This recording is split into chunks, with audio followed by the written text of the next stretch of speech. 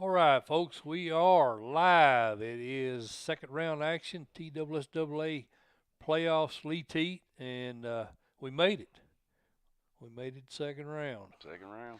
It didn't look like, back in August that was going to happen, man, but, everything's worked out. Grinding through. Grinding through, absolutely. I kind of put the tease out on Coach T. I didn't intentionally mean for it to be a tease, but I kind of meant we'd talk about it tonight, Lee. But there's some teams. I talked to a couple of coaches today. They're within one or two contact trace uh, kids, and they're not going to be able to play tomorrow night. Mm-hmm. I mean, I didn't.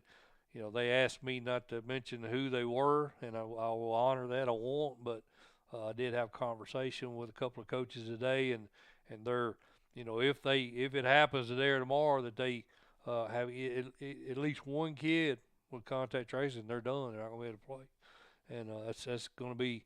I think as the numbers go up on the COVID, man, that's going to be more and more prevalent here in the last 3 or 4 rounds. What do you think? Well, like we said before, COVID might win a state title. Yeah, it might. And the guy that we got on tonight, Coach Fitzgerald, he was the first one that mentioned that when we had him on this year Mm-hmm. back in week 3. It may not be the best team we see in COVID. It may be the team that escaped COVID. Mm-hmm. How you doing, Lee? I'll be pretty good. My dang phone's You jacked up. still upset about that, ain't you? Man, just out of the blue. I don't know. Lee's phone went crazy right before we went on air. He's mad at me because I told him to shut it off. I ain't mad. Not you. Mad at technology. Mad at technology. Hate it. All right, folks, are you guys ready to talk about some playoff football? We got a little crowd in the house. Lee, Yes, we're sir. gonna roll right into Class 1A quads 1 and 2. We'll go ahead and put that up on the board. And Lee, I'll do a little different this week. I'm gonna put two quads on at a time. Yep. A little bit less work on me. I can put two of them on at a time. And you know me, I'm kind of on the lazy side anyway. So we'll get things started over in Quad 1. Lead top half of that region. You got Cloudland Mm-hmm. now at 7-4, hosting Oliver Springs, the Bobcats. Interestingly, the Bobcats league started the season out 0-4. They've won 6 out of the last 7. Larry Green doing a really good job there with Oliver Springs. Mm-hmm. I think I'm gonna go with the Bobcats to win this one. Really? Yes, I am. Go Oliver Springs is out also. You going to Olive Springs also? Well, I thought you was gonna make it interesting when you said that. Coalfield and Greenback Lee. These are two teams that have had a bitter rivalry for several years Yes, now. they have. Greenback's kind of owned Coalfield. Unfortunately, they didn't get to play during the regular season. I Mm-hmm. think Greenback had to forfeit. But Greenback, since getting over that COVID stuff, man, Coach Ryan's team's playing really good. They've won 3 in a row. Of course, they missed 3 games as a result of COVID, but as of late, playing pretty good. Yep. I like Greenback. Like Greenback. I like Greenback also. I think it'll be a good game, though. I do too. And it's kind of weird to pick a 5-4 team over a 10-0 team, but Greenback's struggled a lot this year with this COVID stuff. Yes, sir. And I think Greg Ryan's got his team playing good right now at the right time. And my thing about it with Coalfield's 10-0 record, Lee, I think they picked up three of their wins were COVID wins over their toughest teams, Gordonsville, Oneida, and Greenback. So we don't really know how good this 10-0 team is, considering they hadn't really played anybody that good so far this year. That's right. All right, Lee, moving on to Quad 2. Quad 2, you got the Pirates hosting Monterey. Monterey sitting at 8-2. The Pirates at 10-1. Mm-hmm. Tough. I think they're averaging like 55 points a game now. We're talking about South Pitt. Yeah. Now, the only thing you can do, Lee, these teams right here. I mean, you now got common opponents. You're in the second round. So South Pitt beat Joe Burns 52-0. So if you look at what Monterey did against Joe Burns, 31-0. Right. So I try to get as much information as I can here. Monterey, on the other hand, beat Sells Creek 61-22. South Pittsburgh beat them 84-8. Yep. So that's really all we have to go on right here. And we had South Pitt #1 preseason. So what's your thoughts on the game? South Pitt. That's You going to elaborate? That's it? Just South Pitt. Big. South Pitt. That's all you got to say, huh? That's it. Pirates. 95% of our fan base on Twitter at Tennessee Sports like the Pirates. Yes, sir. I'll go with the Pirates. What we got over here? Everybody SP. SP all across the board. Tolly likes SP. Dustin West likes SP. And I'm sure South Tanner. South Tanner, who you like in this one? Just kidding. All right, Lee. Now we'll move on to quad. I'm sorry. Bottom half of that quad, the Gordonsville Tigers beat Clay County 20-0 in their first meeting. Yes, sir.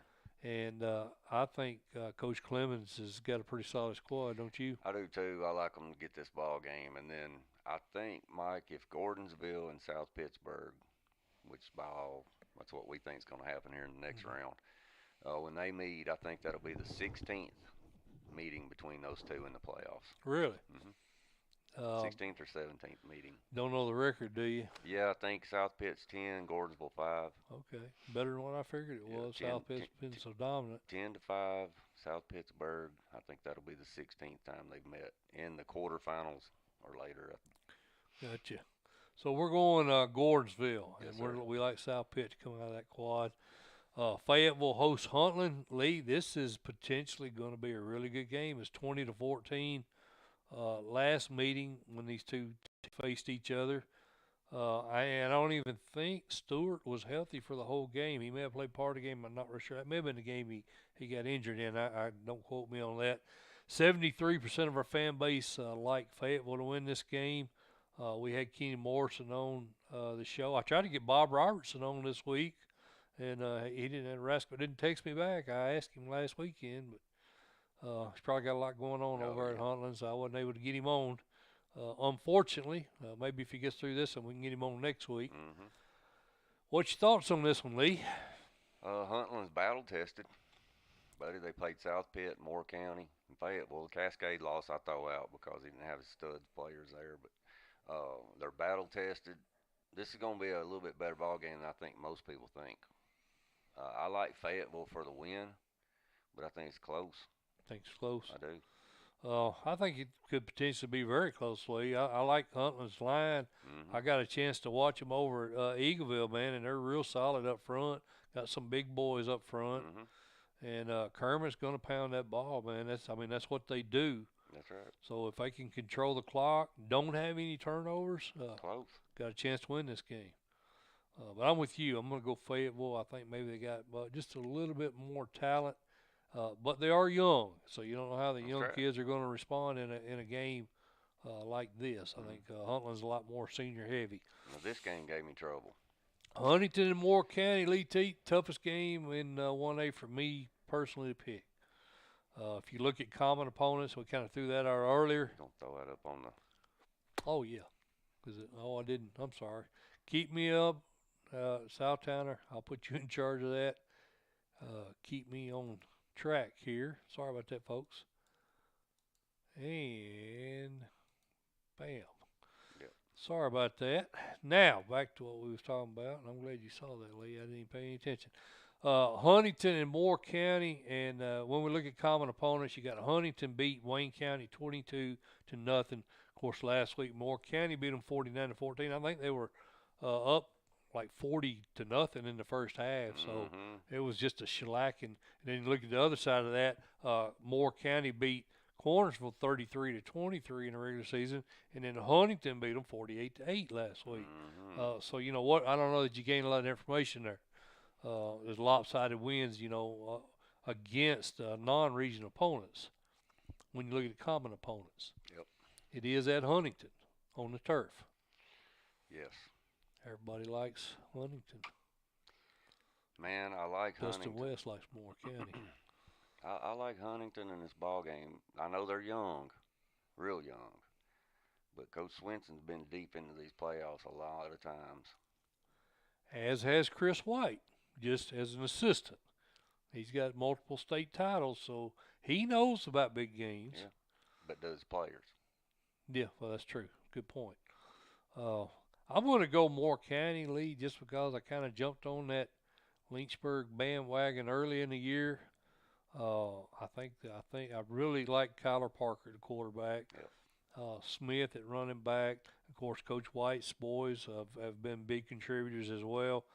Uh, I'm going to go Moore County. I think it's going to be a real good game, man. I wish this one was over here in Middle Tennessee. That's probably one I'd go watch. Yeah, that probably might be a good pick, Mike. I just wonder. Well, it'll come down to turnovers, I think.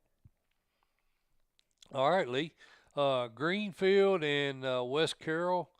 Greenfield, 60% of the Tennessee sports followers on Twitter like Greenfield to win this. And I know you've been on the Yellow Jackets so far. Not now. Not now. I'm going West Carroll. I'm going West Carroll. I like the War Eagles. They won this game 33-14. The first time the two teams played, that's a pretty big point difference there to overcome. Yeah, I like West Carroll. I like West Carroll. We had West Carroll, if you remember, Lee, in the preseason. We had West Carroll to go deep, and we like that. We like Coach Wolf's team. Lake County hosts Dresden. Lake County won this game 18-13 the first time these teams played, so a pretty close game.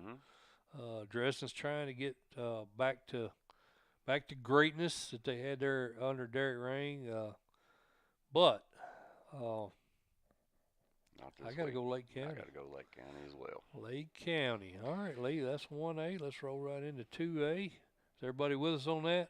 West Carroll, Lake County. Dustin likes Lake County. All the guys over in West Tennessee, Dustin West, Tolly. Dustin West went Greenfield. Who did? Dustin West. Did he? Oh, maybe he knows something we don't know. Dude, South Tanner says Moore County's going to represent the West in 1A. He might be. I'm right there with him. That's the smartest man in high school football. You ought to listen to him. Might be a good pick, Mike. I think.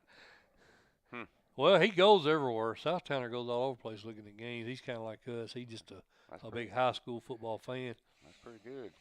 South Green and Rockwood, Lee Teat, moving over to Class 2A. Let me swap screen real quick on that right there. 2A, quads 1 and 2. Put that on the screen. Lee, what's your thoughts on this game right here? Tough game for me to pick. Buddy, I think I'm just going, man, I don't. South Green at home. South Green's at home. I think that Happy Valley score, that 35-28, they were, like you said, they were coming off a big win over Hampton. All right. They may come out a little flat in that game. Yeah. I got to go South Green, man, at home. But I wouldn't surprise me if Rockwood wins this game. Well, we had Coach Jones on with us last week, Lee. He's real happy with this ball team. Rockwood, when you talk about common opponents, you just mentioned it. They beat Happy Valley 36-7. Right. And then, of course, South Green beat them 35-28 last week. A lot closer game. Of course, Cumberland Gap, you can't compare that combination there because Rockwood got a COVID win over them. That's right. I want to go Rockwood, Lee. Just a hunch. I don't know. I have nothing to back it up. I think South Green was a popular pick. 67% of our fan base like South Green. It looks like our guys over here like South Green, don't they? Yeah. Jacket lovers going South Green. I'm going to go against you guys. I'm going to go Rockwood. Meigs County and Hampton Lee, I think potentially a good game. Coach Hensley over at Unicoi County told me it's the best Hampton team he's seen in 10 years. They had a big lead over South Green. I think Coach Jones said they were down by, 10 or 14 points. Fourth quarter came back. Mike Lunsford's there. I suspect his dad's helping out now he left Cloudland. I don't know that, but I would assume he's helping out on the sideline. Meigs County, though, man, we'll have Coach Fitzgerald on here shortly with us. 94% of our fan base like them. I think I like Meigs. I'm going Meigs, buddy. I'm going Meigs with you, Lee, and I like Meigs coming out of that quad. Bledsoe County hosts Trousdale County, and we'll have Coach Satterfield on with us tonight, Lee. 35-3, Trousdale County beat Cascade. Bledsoe County beat them 48-21. Cascade was the only team that scored 21 points against Bledsoe County. Is that an indictment on Bledsoe County's defense, or Cascade playing a lot better now than they did when they played Trousdale County? I don't know what to read into this, but I'll tell you what I do know. Blake Satterfield is not a stranger to the playoffs. Trousdale County definitely is not strangers to playoffs. That is one tough out right there. I like Trousdale. What we got over there? Dustin West likes Bledsoe County. Everybody else likes Trousdale. I'm going TC, buddy. I'm going TC. 73% of our fan base on Twitter likes Trousdale County. If you look at the Tyner score, Lee, and we're going to talk to Coach Satterfield about that a little bit. It's a big shock there. That's some absolute bull crap. Yeah, Coach Turner. Sorry. Yeah, no, I agree. I mean, I tweeted That's just bull crap. Coach Turner, man, you don't let a dude like that go in the manner that they did. That was just wrong. That's exactly right. So many levels, but you know, it is what it is.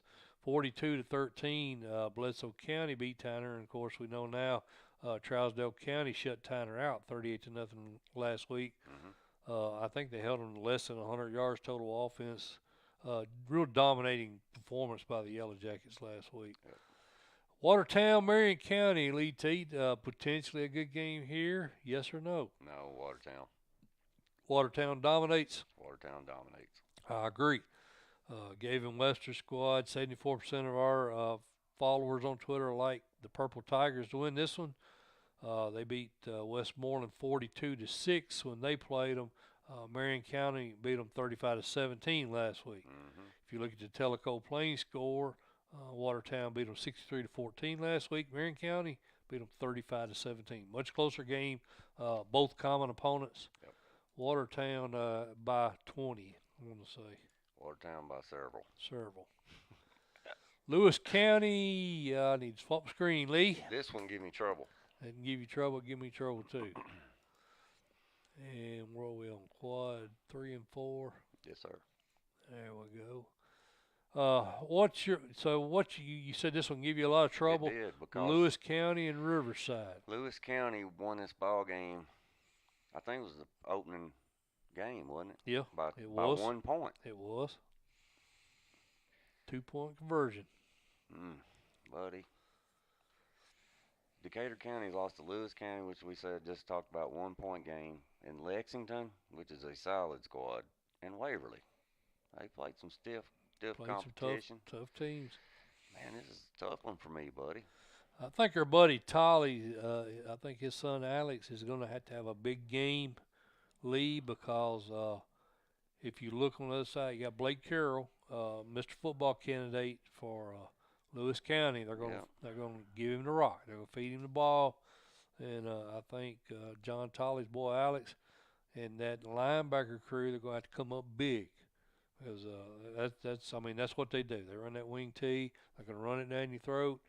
So they're going to have to. I think they're going to have to stack the box. They're going to have to defend against the run. They're going to have to make Lewis County throw a pass at some point. Well, I don't think you're going to get Coach Sharp out of what he does. Well, that's true. You're going to see him do the same thing over and over, and he's just going to try to beat you on execution. The only thing that makes me think Decatur County could possibly pull this off is I think Coach Frost might pull a couple of trick plays, couple of different looks he may throw at you in this game. A little misdirection. Something. He's going to throw something out there just a little different. Maybe to pick a first down up when he needs it. Or, yeah. Oh, man, buddy. I'm going Lewis County. I'm going to go Riverside. I'm going Lewis County because I thought they would play Waverly closer than what they did. That was kind of my deciding factor. But if you look at common opponents, Lee, pretty close. Yeah. 26-8, they beat Eagleville last week. Talking about Riverside, Lewis County beat them 39-7, and then Scotts Hill, the other common opponent. Real similar scores in that game. So the teams on paper, they're literally dead even. Lewis County's at home. That's it. So. That's another reason why I'm going Panthers. That's probably. I'm going Lewis County Panthers. Yeah, that's a good pick. I just think maybe. It could go either way, brother. I think turnovers may decide that that's one. Right. Waverly Central, what we got over here? Everybody, what's Tolly got? Just kidding. Everybody likes Lewis County except Tolly and Richard Keith. Yep. All right. Waverly Central, Forest, Lee Teat. The Tigers looked really good last week, 43-7 over Loretta. And, of course, they beat Riverside last game of the regular season and claimed that region title. Yep. And you got the Forest Rockets. I didn't think I had them beating East Hickman, but I didn't think they'd beat them by 21. they beat Loretta 18-7. Waverly beat them 43-7. Waverly Central. I'm going Waverly. I don't think Forrest's got a chance in this one. I think Waverly's playing too good right now. Yes, sir. Semifinal quad 4 Lee Teat. We got Peabody. Obviously, all these teams had a bye last week, hosting Union City 49-7. Peabody won this one the first time. You want to spend much time on this one? Peabody. Peabody. Shane Jacobs, our dude over in West Tennessee. We may need to try to get in touch with him next week too. That's a dude we really enjoy having on. Yes, sir. McKenzie and Adamsville, Lee Teat, and this was a little bit of a shocker there. And of course, this is a weird situation. I think this is the first time since the what was the old system they were running there for a while. Crap. Super 32 or no, before that. Help me out, guys. Southtowner. Yeah, that system we had before we went back. Anyway, this is the first time I can remember this happening where you see two teams playing each other in back-to-back weeks. Man, I can't remember that. I'm sure somebody's going to put it out there. It was a plan we had 8 years ago. Yeah. Plan Z. Yeah, Z Plan. I think that's what it was. Z Plan. Z Plan, yeah. Thank you, Southtown. I knew you'd know. The Z Plan. First time I think this has happened since we had the Z Plan where you saw two region teams play each other in the first round. And, of course, it's not the first round, but they get to play each other in back-to-back games. Meetings, yeah. Yeah. And McKenzie got beat 23-17 in the season ending, and I had McKenzie. I think you did too, did you not? Yeah. So I was kind of surprised by that. But Brandon Gray's a really, really good coach. They've struggled the last 2 or 3 years, but, there for a run, they had a long run there where they were making quarterfinal, semifinal every season. I think they actually may have did they make the finals one year? Mm-hmm. I think they did. They did. So, he's a good coach. There's no shock there. Of course, Wade Comer's, I believe Southtowner South Pitt team beat them in the finals in like 07, 08, somewhere around in there. So two good coaches is what I'm getting at. I think McKenzie maybe a little bit more talent. I think they get Adamsville at home this time. What do you think? McKenzie. That was a long way to get to that pick there, wasn't it, Lee? Mm-hmm. Sorry about that, folks. All right, so that's 2A, Lee. We're going to have to like slam this 3A quick. Let me get that screen up. Sorry about that, folks. 3A, quad 1 and 2, transitioning right now. And Lee, a lot of these I think won't take a lot of time to talk about them, especially. Well, this one here is going to be close. This is a 15-12 game. Last time they played Lee Teat, Pigeon Forge is playing really good. Remember, we picked Claiborne last week, so don't say this isn't going to be close. This is going to be a close game. They beat Claiborne 42-15 last week. GP beat Unicoi County 40-0. Watch out, man. I'll put my boy Derek Ring on upset alert right here. I'm going GP. I think it's going to be a good game. Gatlinburg Pittman. I like them. You like them? Oh, yeah. Well, I'm going to go with them too, but I think it's going to be closer than what you think. You kind of sound like you think it's going to be a blowout. No, I don't think it's a blowout, but I think it's 10 points. Well, you kind of laughed at me because you think it's going to be close. You trying to make me look dumb. I know what you're doing. Alcoa hosting Kingston. What's our guys over there? Anybody going out on a limb there? No. GP. Alcoa right here, buddy. Ain't even nothing to talk about. Ain't even talk about that one. Yeah, that'll be a blowout. Shutout, most likely. Red Bank and Brainerd Lee. The Panthers started out pretty tough, but they haven't played that well. Had to go to overtime to beat Smith County last week. As we know, a real struggling Smith County team. Of course, Red Bank, no competition with Grundy County, 50-6. Red Bank. Upperman and Loudon. What about this one, Lee? Loudon. Loudon to be on the road. 58% of our fans like the Redskins. Yes, sir. I like the Redskins. Adam Kane's done a heck of a job there at Upperman. Upperman's not an easy place to play, but I think Loudon's got way too much talent. I do too, and I think Coach Herrick's son really has a big game tomorrow night, and I think they get it done. I like Loudon. Quad 3, Pearl Cone. Oh, change screen. Thank you, Lee. Got you, buddy. Changing the screen. 3 and quad 3.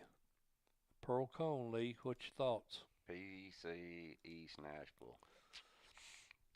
I like Pearl, man, but this East Nashville squad's talented. I just don't think they got enough to match up with Pearl. 42-21, Pearl Cone won this game. The first time they played, Pearl Cone, of course, they didn't get to play last week. Camden had a COVID loss. Yep. Defense is playing good, too. Yeah, East Nashville, 26-13 winner over Fairview. Our buddy Chris Hughes over there. Yep, I'm going Pearl. Pearl Cone. I'm going Pearl Cone. I think Tony Burnetti's team's playing really good. They had 4 straight shutouts to end the regular season, and they're playing lights out right now. Right. I believe Martina Owens was Mr. Football semifinals, was he not? So. I think he was. So yeah, they're a really solid ball team. I like Giles County, and I guess what you would call an upset, Lee, traveling to Stewart's County, the Region 6 champs, sitting at 9-1, 27-7 win over Harpeth. What's your thoughts? Giles County, 4-17. I'm sorry, I said that all wrong. They beat Stratford 33-29 last week when they played Harpeth in the regular season. It's 27-7. Giles County beat them 56-0. I'm sorry, I had my common opponents there all screwed up, but Giles County. Giles County, yeah, there's a big difference in common opponent. Would you not agree? Mm-hmm. Of course, Giles County got a COVID win over Stratford, so we only have one common opponent to look at. Looking at quad 4 lead, this is a really tough game to call right here. One gave me trouble. Gave me a lot of trouble too. Milan, Covington. We don't know if Coach Kirby's senior QB is going to be back yet or not. I think we talked to Coach Kirby back 4 or 5 weeks ago, and he said he may be back for the quarterfinals. I don't know if he's playing or not. That would really have a huge influence on how I decided to pick this game. Not knowing, I guess I got to go Milan Bulldogs. At home, I got to go Milan. 14-7, Covington won or lost the first meeting. Milan, I mean, look at Milan, Lee. They beat Lexington, Hardin County, South Gibson. I mean, this is all teams. They're only, it's a pretty darn good group of teams that Milan has beaten. Yeah. I mean, Lexington's only loss was to Milan. And, of course, they beat Covington in the first round, first time they played them. Yeah. Milan's tough, dude. Milan may be the team. They can't turn the ball over. Can't turn the ball over. I like Milan. They don't turn it over. I'm going to go with you. I'm going to go Milan now. If I knew Covington's QB was starting, I might rethink this in a little bit. But not knowing, I'm going to go Milan. What's everybody got? Milan. Richard Keith likes Milan. Where's South Tanner? What did he get? He got Milan too, didn't he? He went on and did all his picks. That old South Tanner, he's on it, ain't he? South Gibson hosting Westview Lee, 26-19. South Gibson won this one first meeting. 65% of the Friday Main Event followers on Twitter, and we're at Tennessee Sports. Go follow us. What do you like? I like South Gibson. I think Coach Stidham's going to take the air out from under it, keep the ball out of Simpson's hands. I think his game may be a little closer this time. I do too. Could come down to last possession maybe, but I like South Gibson at home. I do too. I think they're maybe a little more physical. Yeah, I think they have the type of offense that Westview struggles against. Mm-hmm. So I'm going to go with you. Yep. All right, Lee, right on time, my friend. That concludes 3A. And we are going to take a break right now, and we'll get our good friend, Coach Jason Fitzgerald, on with us. This is Friday Main Event. I am Mike Molder. He is Lee Teat. We'll be back right after this. Hey, folks, I want to mention another one of our sponsors. That's Elaborate Images. Owner is Marcia Howard. They do a great job for us. They're responsible for our banners, our T-shirts, hats, sweatshirts, all kinds of apparel. In addition, they do bags, they do drinkware, they do office supplies, trophies. It's laser cutting and etching. They do, all kinds of services, and they do an excellent job. We're very happy with it. I haven't had a single one of these hats that somebody didn't want whenever we visited different teams and different facilities throughout the season. So everybody's really, amazed at the quality of their merchandise. We appreciate Marcia Howard and all those guys do at Elaborate Images for us here at the Friday Main Event. Wanted to give you a little information on them. Again, they are located in Unionville. I do have a link posted on the FridayMainEvent.com directly to the ElaborateImages.com website. So check them out, man. They've got some great merchandise. They do quality work at good, reasonable prices. So appreciate everything Elaborate Images has done for us here on the Friday Main Event.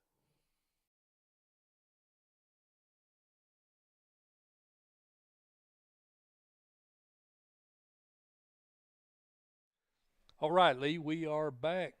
Friday Main Event. I am Mike Molder. He is Lee Teat. We are talking high school football second round action. We just got through talking about classes 1A, 2A, and 3A.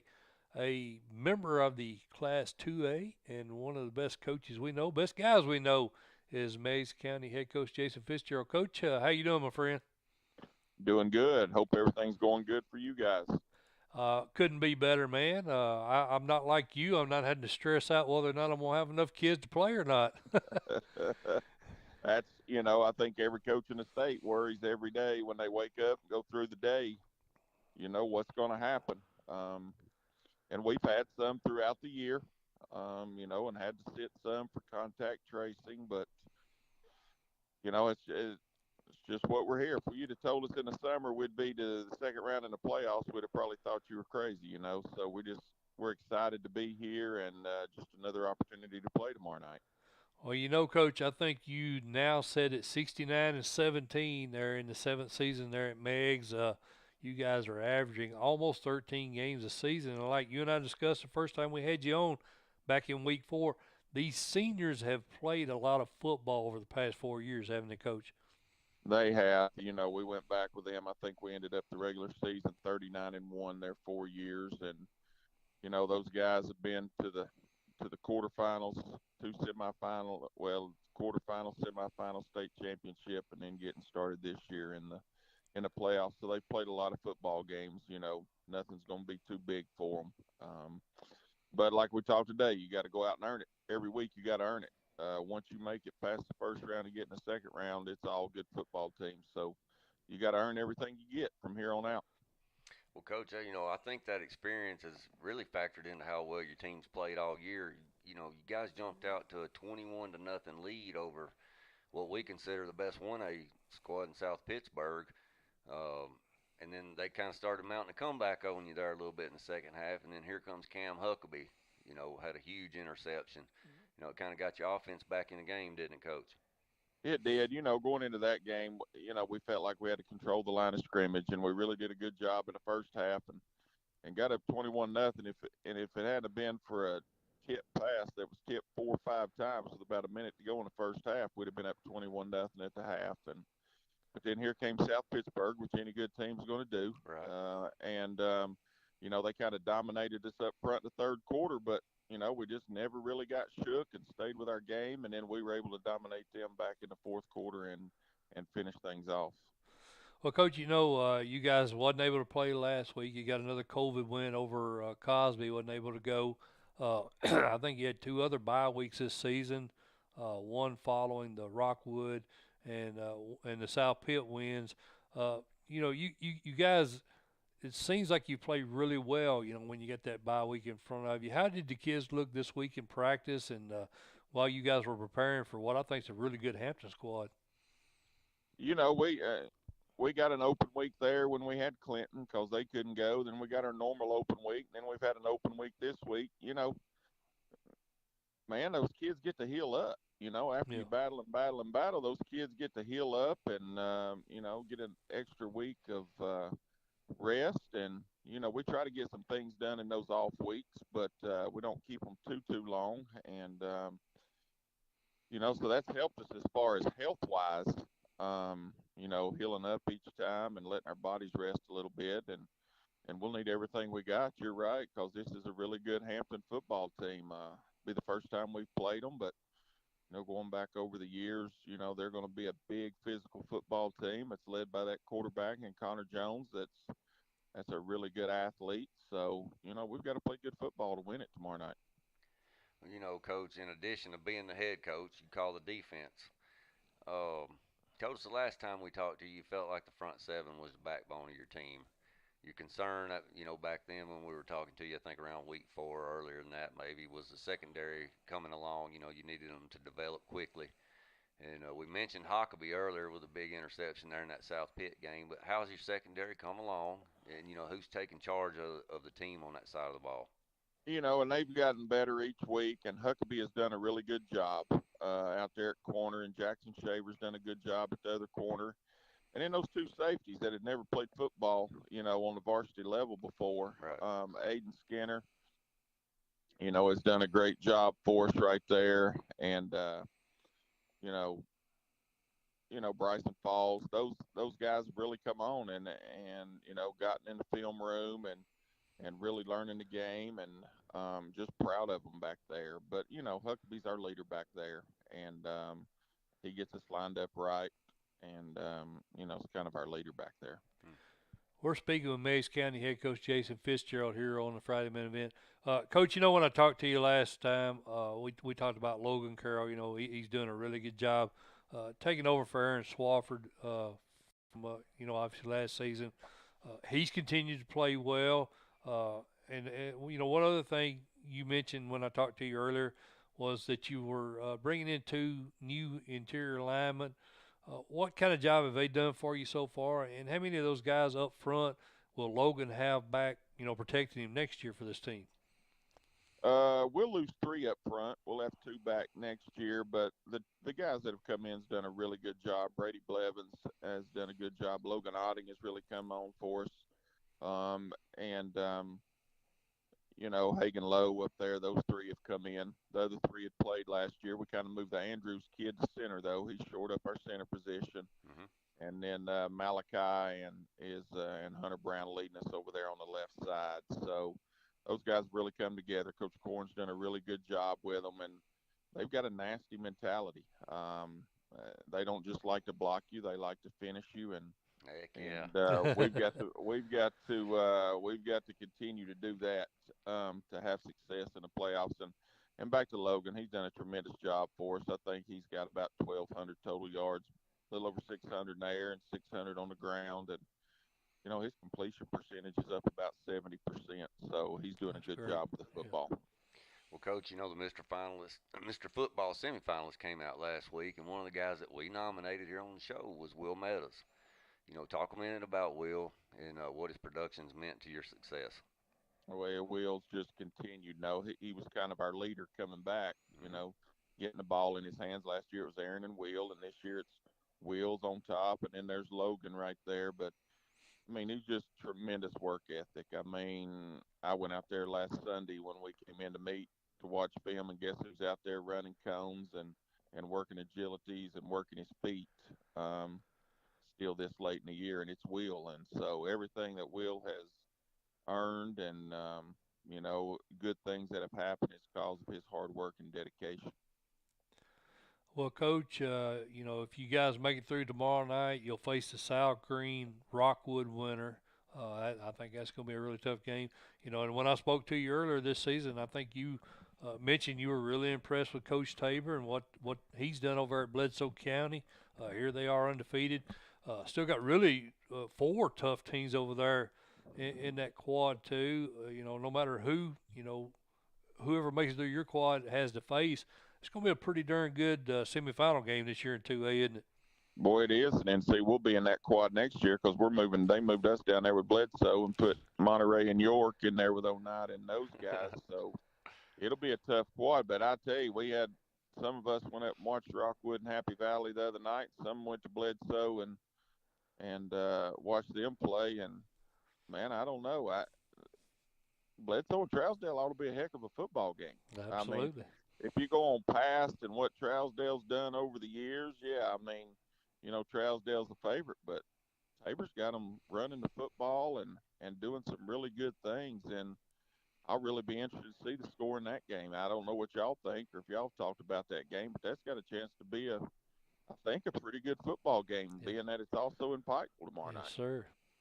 Well, you kind of mentioned, having to move to a new region kind of set up, but one of those teams is Tyner Academy. You know, I don't know all the details, man, but it's pretty sad, that Coach Turner was let go the way he was down there. If you, Man, and I'm not going to get into criticizing a bunch of or what they do, but what Wayne Turner's done for Tyner High School and what Wayne Turner's done for kids, Wayne Turner deserved to go out the way Wayne Turner wanted to go out, and that's if you yeah, and I know y'all know Wayne and talk to Yep. Wayne. That's Wayne's life. That's what Wayne has. Wayne doesn't have a lot of family left. Wayne has those kids. Wayne has Tyner. He was Tyner High School, and man, I don't get it. But then Well, again, we that's not my hesitated even call. bringing it up, but we knew that you would feel exactly what you expressed.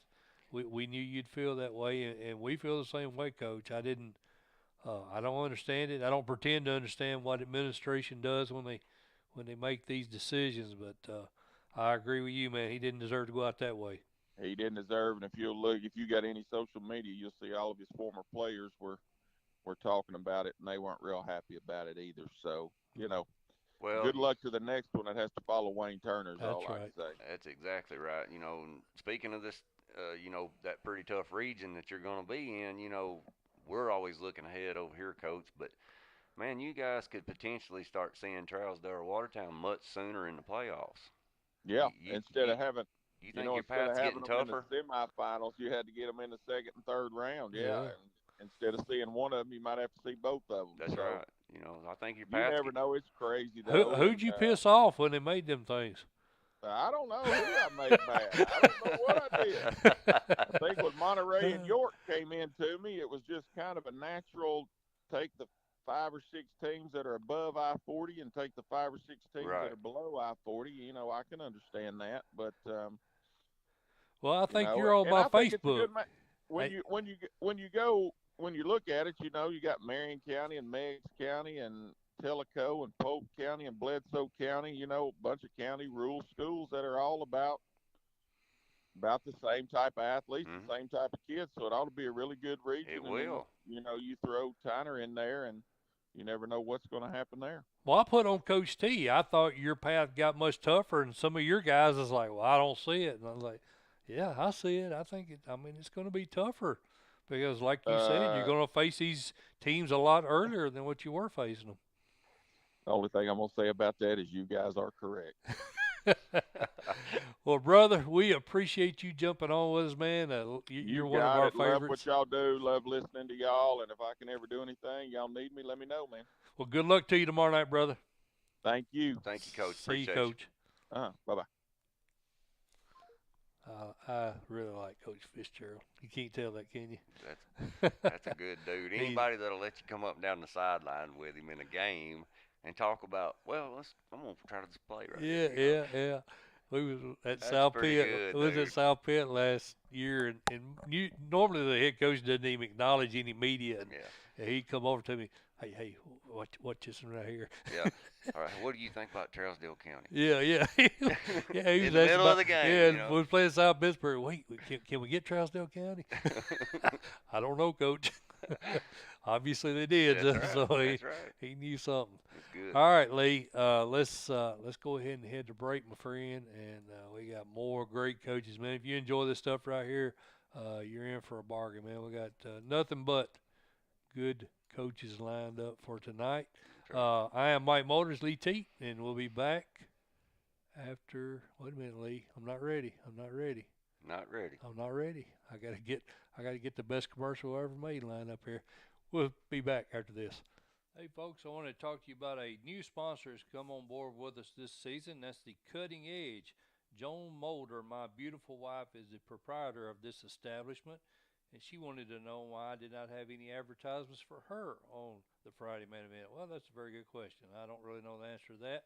Probably because I cater mostly to male clientele, and I'm only permitting very average to bad looking men to enter that establishment. Just kidding. But yeah, she's got her own shop, and she's very proud of the shop. And she does have primarily a female clientele. She does pedicures, manicures, obviously hairstyles, colors, cuts, perms. Anything you would expect with any salon. That she has a tanning bed, so she's got all anything you want, and she has the ability to give you exclusive treatment for you women. She's the only hairstylist at the salon, so you get that one-on-one time that you don't see with the big salons. It's a good experience. Again, it's primarily for women. You got that, men? Kidding, kind of. But yeah, she's got a good business out there. 99% of her clientele is repeat customers. She's got people that have been coming to her for 20 years. She does a great job. Very personable, and very tolerant of people like me. But she's great. She's good at what she does. You can reach her at 931-294-3490, 931-294-3490. That's the Cutting Edge Hair Salon in Unionville, Tennessee. If you're in the area, give her a call. She does a great job. Like I say, I haven't seen anybody as displeased with her service, and she'd love to have you in there. Thanks a lot.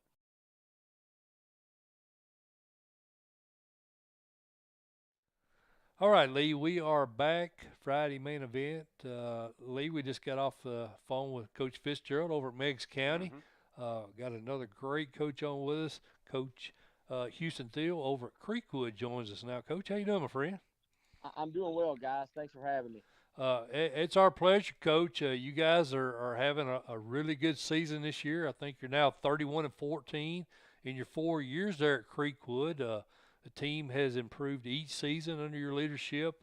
This year has been no exception. I think the Red Hawks hit the 10 victory mark for the first time in school history, if I'm correct about that. Are you satisfied with how the team's performed so far this year? I tell you, these guys this year have just been, incredible, especially with what they've had to go through, just basically leading up to the season and kind of the uncertainty that went along with summer workouts in June and July. And we've just gotten better each week. A fun group of guys to coach, and, they're never satisfied. It's been times where, they've had some success, but it's always come back next week and, want to get better. So, been a really, really fun group to coach this year, and hoping that we can keep it going for a few more weeks. Well, Coach, you guys were undefeated heading into the Springfield game, Week 11. I think you actually led the game at halftime. What they do differently in the second half to give you problems, or was it just something y'all didn't execute in the second half? Well, we got off to about as tough a start as you could in both halves of that Right. that football game. With the first play, we kick off to them to start the game, and we get a 3-and-out on defense, and they punt it to us, and then the first offensive snap we got, kind of have a mesh problem and fumble, and they pick it up and run it in, and we'll get close to scoring, and come in out of the second half, we got all this momentum, 14-10. We hit a really big pass play going into Mm-hmm. halftime with just a few seconds left, and come out, get the ball second half, and turn it over. And I just thought that was kind of it was a big momentum swing. We had a ton of momentum going into the half, and, we kind of lost that. And hats off to Springfield. I mean, they're really good up front. Coach Wilson, he's got his guys always playing really, really well at this time of the year. Mm-hmm. And, they were just extremely physical up front. And they did some things on their defensive line that, gave us some trouble. We just didn't get things done there in the second half. But really pleased with how our guys responded from that. And that could have been a season-defining moment there as far as when you go out and all the hype that kind of went into that game, especially here locally. Mm-hmm. And then you don't come out on the right side of it. But guys responded really well last week and went back to work and was able to get a win over a good Northside team. Well, yeah, you just kind of took the words out of my mouth. You had a kind of bounce back, 14-point win over a really good Northside team last week. You got unfortunately, you got a trip to Region 6 champions in Lexington, and Lee and I, we kind of felt, entering the postseason, this Tiger squad may be playing the best football of anybody on the west side of the bracket. What were your impressions after studying film of Coach Hollingworth's squad? Well, as good as advertised, I would think would be my first thing to say. Extremely well coached as all every year, just as you would expect from Coach Hollingsworth, and just up front, the things that they're able to do offensively, it's not super complicated, but when you're just really good at what you do, Right. it's extremely effective, and it's nothing anything that schematically that it just scares you as far as being able to line up and figure it out, but it's just the horsepower that they got there on that offensive line and in the backfield. And they're a really good team, and that shows on film. And, we kind of keep up with that region as the year progresses, because you're kind of trying to figure out, who you might face. And I believe it was around week 8 or 7, 8, somewhere around there when they played Hardin County, Mm-hmm. which was going to be their region championship game. And once we saw the final of that score, we knew that Lexington was for real. And it just kind of seems like, just with Creekwood's short history, that anytime that we get any type of advancement into the playoffs, we're going to find our way in Lexington. Coach, like I said before, we were able to watch the Springfield game. And the one kid who really impressed us on both sides of the ball was your senior quarterback, Elijah Donaldson. I was wondering first, does he have any colleges looking at him? And then second, just speak on him just for a little bit. Well, Elijah is a guy that, I think that just with how the summer camps worked, and just how COVID has limited, Right. so much exposure, especially for these guys that, haven't been highly recruited throughout their high school days, that, I think that's limited, some of his opportunities Mm-hmm. thus far. But, I think that, he's got a few things that are kind of trickling in, and, I hope that grows for him. But, as I tell the guys, at times there's nothing wrong with just being a really good high school football player. That's right. And Elijah, he's just a football player, and in the hit and what he's done for us in the past is, we just let him play quarterback just because of, frankly, me being scared to trot my starting quarterback out there on the defensive side of things. But as we went through the summer and fall camp, and just seeing the things that he could do on the defensive side, we had no choice but to put him out there. And I think it's helped him, honestly, on both sides of the ball, just kind of being in the flow of the game constantly, and being able to deliver hits. And, I think that helps him be more of a physical run threat on the offensive side of things. But just a great kid. He's a kid that's been our program all 4 years. These seniors now, they've only known me as the head coach at Creekwood.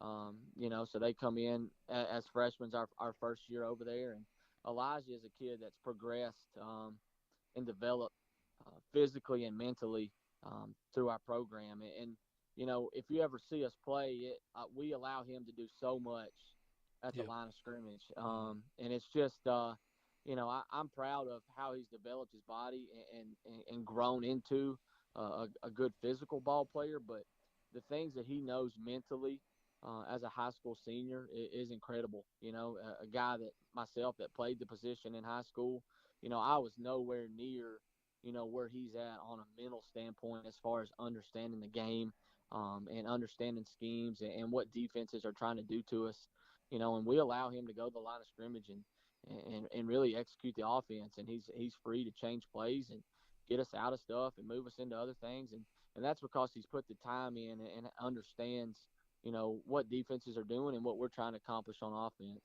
That's awesome, man. Molder and Lee Teat speaking with Creekwood head coach Houston Thiel here on the Friday Main Event. Coach, flipping switches a little bit. Your defense played really well this year. I think prior to the Springfield game, you guys were giving up less than 10 points a game, 3 shutouts in the first 5 games.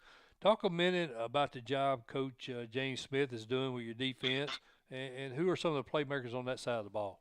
Yes, sir. Coach Smith, I just can't say enough good things about him. He's a guy that puts in countless hours to get his defense ready, and he's a guy that the kids just kind of swarm to.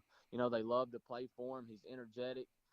He celebrates and gets excited with them.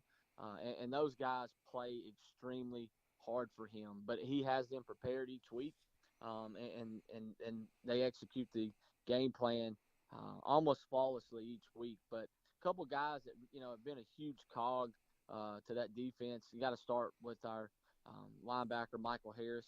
He's a junior that plays both ways, as is the case with a lot of our guys. But he's an inside linebacker and just flies around the football. And I think you can say that about a lot of our guys on our team, is in our defense as a whole, that they're just quick and they move quick and they fly to the ball. But Michael Harris is a guy that leads the defense, gets everything lined up. And in front of him, guys like Michael McGreckey, Sam England are some defensive ends that do a really good job of controlling things for us. And then Elijah, obviously, in the back end with DJ Riley, has allowed us to they've done a really good job secondary-wise. And, we play we feel really confident in our secondary players that, we do a lot of man coverage, press man coverage, and that allows a lot of guys to run free in the box and allows us to kind of play that pressure defense that we like. Well, Coach, I'm going to give you a little rundown here, and the listeners a rundown. Creekwood High School, Glencliff High School, Greenbrier High School, Hillwood High School, Lawrence County High School, Marshall County High School, Montgomery Central High School, Pearl Cone High School, Tullahoma High School. That's your new region. Man, what were your initial thoughts on this? Well, it's going to make scheduling easy is what my first thought was, is I'm not going to have to go out and hunt for a bunch of games because they went ahead and just dictated those for us. But, what's that going to do with you as far as travel? Obviously, there's some games that are out there. Tullahoma is going to be a haul for us. But, we've played in a region that we really enjoyed the last 4 years. But, we were making trips to Portland and White House, which is, not just a short walk away for us either. So, right. It is what it is. I can promise you nobody called to consult Creekwood High School. So, we just await the news and we get it like everybody else is. And, obviously we work those things. And, as we was kind of playing out and they released the enrollment numbers, it kind of just became, it was almost obvious that, you're going to have a 9-team. You got 9 high schools right here in Middle Tennessee that there's just nowhere else for them to go. Yeah, that's true. And it just, and you kind of kicked and played around with it, but I don't know that there was a better way to do it, honestly. It doesn't look great on paper when you have 9 teams, but it just kind of. I think Tullahoma kicked around the idea of going up to 5A just from a travel standpoint. Plus, they have, they got Lincoln County, Franklin County, Shelbyville. They've got Columbia. They've got natural rivalries right there. I think had they went on and moved up to 5A like they should have, it would have been better for all you guys because it would have took that longest trip away from you guys as well. Yeah, and just me being a high school football guy, I almost look forward to it. Right. Because that's a game that we would have probably never got on the schedule. True. So it's for 2 years, and then we'll see. You're a half full guy, aren't you? Sir? I said you sound like you're a half full guy. Yeah, I am. And maybe that is just kind of where I've been located. And I've heard some local teams that have talked about region alignment for a really long time. Right. And, I'm just not the kind that we're going to make excuses about who we got to play and when we got to play them. And it just, you tell us when we play and who it is, and we'll go see who's the best team. That's kind of my take. I like that. That's good. If you're a good football team, you're going to win some ball games. If you're not very good, you're not going to win many games. And that's right. just how it is. That's good. I like that. It. I like that, man. You got a lot better attitude on life than I got. That's great. Well, listen, Coach, we appreciate you, brother, getting on with us and talking Creekwood. Good luck to you guys tomorrow night, man, and hopefully we can speak with you again soon. Certainly. I appreciate you having me, and I really hope that my Red Hawks mess up y'all's bracket tomorrow night. So. Hey, I got no problem with that, Coach. All right. Y'all have a good rest of the night. All right, See you, brother. too, brother. Thank you very See you. much. Yes, I ain't got no problem with him messing my bracket up either, Lee. No, man, he ought to be trying, right? He's a good dude. I like Yes, sir. him.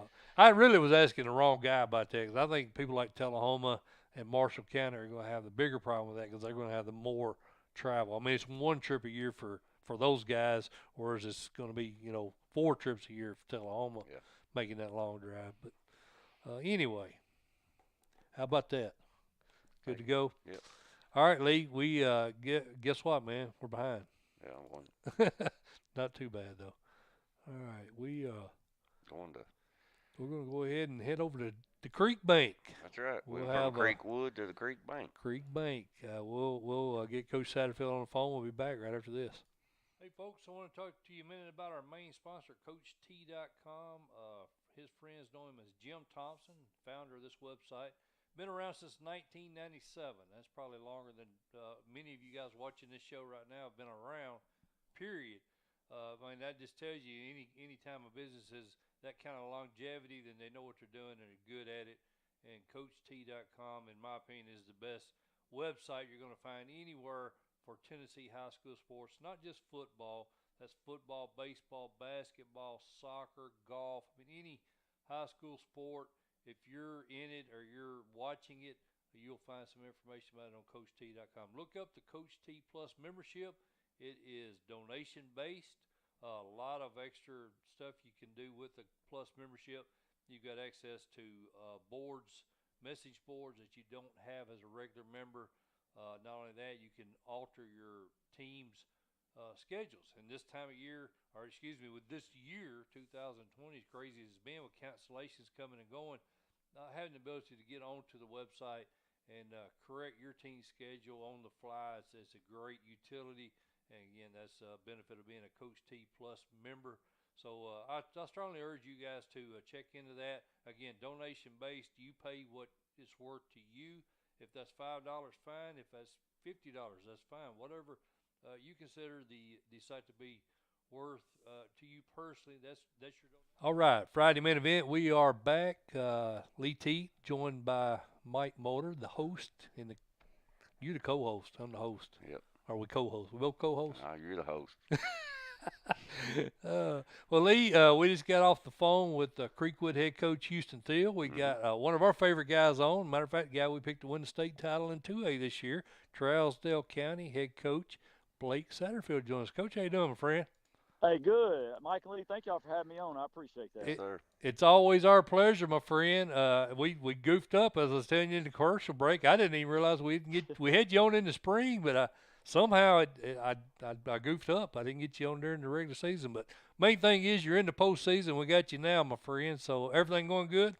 Yes, sir. Everything's going well. We early in the season we battled a lot of injuries and everything, or real early. You all of a sudden you get this call where you have 3 weeks ready to go. To get ready for a football season. And, yeah. It's a slippery slope how coaching went. How hard you push your kids and what they can and can't do early. And we might have went a little too hard, and our kids kind of had some setbacks. But hopefully we're getting a lot of those injuries back, and hopefully we can get back to a little normal right here and get a whole team or a whole squad built right here. Well, like you said, you had those 2 early losses, but heck, man, you've won 8 in a row now, I think, including that shutout win over a pretty darn good Tyner team last week.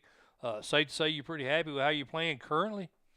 Oh, yeah, for sure. I think that, I saw something in our kids last, Friday night against Tyner that I hadn't seen, this year. I thought they come out really excited to play football. One of my goals as a coach is to be the most excited team to play the sport of football when the lights come on Friday night. That's one of my checklists every Friday. Mm-hmm. And I thought we was able to do that against, like you said, a really good Tyner team. I thought they've got athletes everywhere, and we was able to contain them. And fortunately, we didn't have any turnovers offensively. And early in the season, turnovers hurt us. Right. Going back to early against Friendship Christian and then against Watertown. Those, and it don't matter who you play, a good team or a bad team.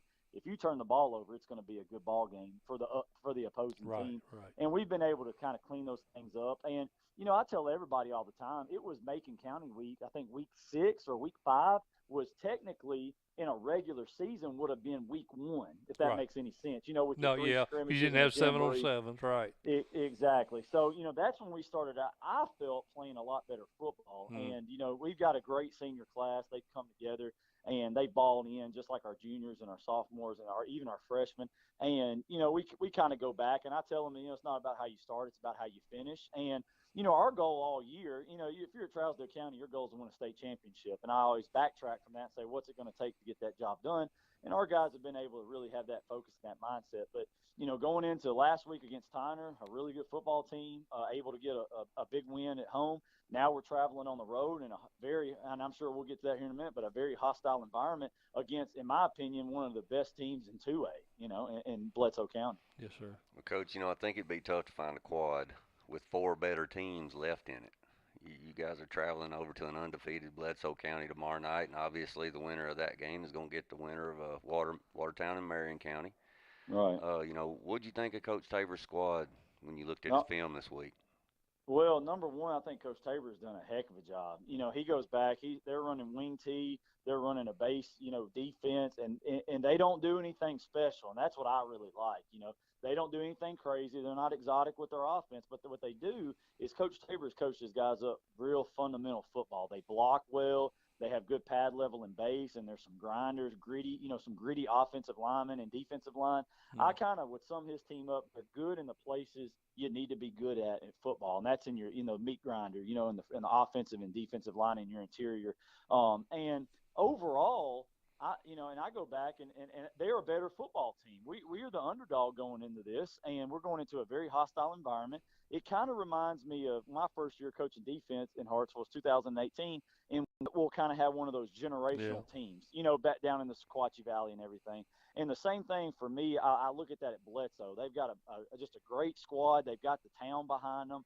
They got a lot of support. And we haven't played in a place like that this year. And that's one thing that worries me is going down, long bus ride, and getting down there and be mentally focused. I preach to my kids all the time. It's a business trip, and we go down, and we're going down to take care of business. But our last big road game, going back to the playoffs, was Meigs County, and unfortunately we came away 2 points short of that. So we're looking to improve on that and hopefully go down there. And it's all about the team. They're kind of a mirror image of us. Good defense and a good wing tee team, and it'll come down to this very simple: which team has the least amount of mistakes. Well, Coach, you had a guy on your 2013 title team there. His name's Markel Claiborne. Right. Now you got his younger brother over there, Bryson, who's been banged up a little bit this season, but I know he's back in your lineup. Yes, sir. How much better does he make your team when he's in? Well, I go back to the beginning of the football season, and Bryson Claiborne was our offense. Against I guess Friendship Christian, he was our only touchdown. You go to White House, first play of the game, he scores on. Then you go to Watertown, he was the only player that that went across the end zone and everything. So he was a big part of what we did. And you go back, Cameron Rankins was banged up in that first game too. He popped kind of a hamstring, and he wasn't right for the next couple of weeks and everything. He's finally getting a little healthy. But Bryson Claiborne's just a junior, and he's a big kid. It goes back to the weight room and what that kid was able to do from a freshman to a sophomore, and then from a sophomore to a junior. Unfortunately, we wasn't in the weight room, in this past spring and everything. But you can tell that guy worked out at home, and he did the little things he needed to do. But he's turned into be a very productive football player for us. Unfortunately, he had a midfoot injury. He was kind of banged up. He got one carry against Portland and scored on maybe a 30-yard touchdown, and then he had one carry last week against Tyner Academy and scored on a 60-yard touchdown. So that's pretty good average. I think one out of every 3 carries, I think, this year has been a touchdown. So he's a guy you definitely want in your lineup. And I'll be honest with you, he's getting better. He's maybe not 100%, but his 80% is good enough. Right. At this time. Mike Molder and Lee Teat talking Yellow Jacket football with Trousdale County head coach Blake Satterfield here on Friday Main Event. Coach, you kind of just touched on this a little bit, but, Cameron Rankin has kind of been the backbone of this team the last couple of years. He's vital to you guys on both sides of the ball. I know he has been dealing with some nagging injuries. How is he? You say he's pretty healthy heading into this game? Yeah, I think Cameron's moving a lot better. I actually, I kind of go back. Thursday's a day for me to really kind of decompress a little bit as a coach, watch your film from the last week, things you might have missed over the weekend of watching your own film and even of the opponents. And I went back and I kind of watched Cameron, and I told him this. I said, Cameron, you had one of your best defensive games in the first round. He kind of giggled and I said, no, I'm serious. You played fast. You were beating people to the ball, and that makes me excited. You know, when one of your star players is playing like that, because it's contagious to other football players. You know, they buy into that and they see your guy moving around. But he's moving around better than I've seen him in the last 2 years. You know, unfortunately, that early season hamstring kind of slowed him down early for sure in that first Watertown game and everything. That was, you know, kind of a, you know, that we had a lot of stuff going on. And then finally about East Robertson fall break, he started feeling a little bit better. And he's moving around great right now, to be honest with you. Well, three other seniors, Coach, that's been contributors to your success, you know, are Jaden Hicks, leading your team right now in rushing and TDs, and you got Alex Right. Ford and Jordan Pickett. You know, talk about those kids for a minute. Oh man, and here's the thing with our offense, it's so balanced. You start looking at stats and That's right. everything, and carries and everything, and that's something that's awesome. We don't have just one guy that that carries all the workload. Alex Ford comes in. He was a guy that he's a great kid. He's a guy that played in 2018 football season. He was probably our best defensive back as a corner as a sophomore. Unfortunately, in that Peabody game over the opposite sideline, he tore his ACL. He took last year off in 2019. He focused on basketball. I was able to talk him into playing again. He come out and man, his first game back. He was out actually in the Gordonsville game too. His first ball game was Gordonsville or the Watertown game he missed. His first game was week 4, and ever since then he's just a great leader on everything. He loves playing the sport. Jordan Pickett.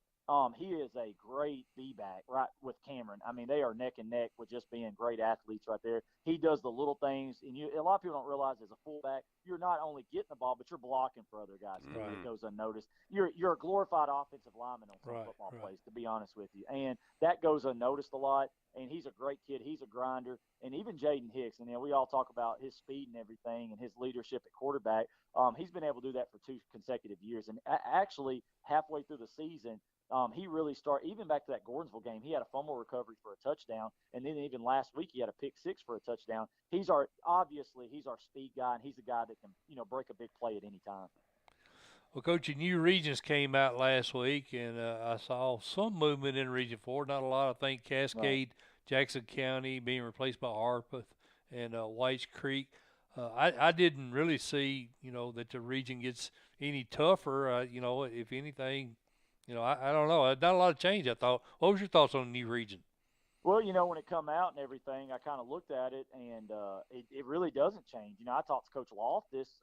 He had talked to me about maybe moving up a classification to 3A, and then Cascade, I think, had been working on maybe even, out of that they were kind of set up to be in a different region, obviously. Right. Where they're located. Yeah. And I think we get Harpeth and we get Whites Creek for those two, and everything else stays the same. The one good thing I like about it is we drew our, our schedule and everything, and we actually face Watertown in week 11 next week or the next 2 years. So that's a good draw for us and everything. I like that game being later in the season. Yeah, that'd be cool right there. Yeah, that's exactly where you want it. You couldn't ask for anything better. So we're excited about that, but it doesn't get any easier for us. Watertown's only going to get better.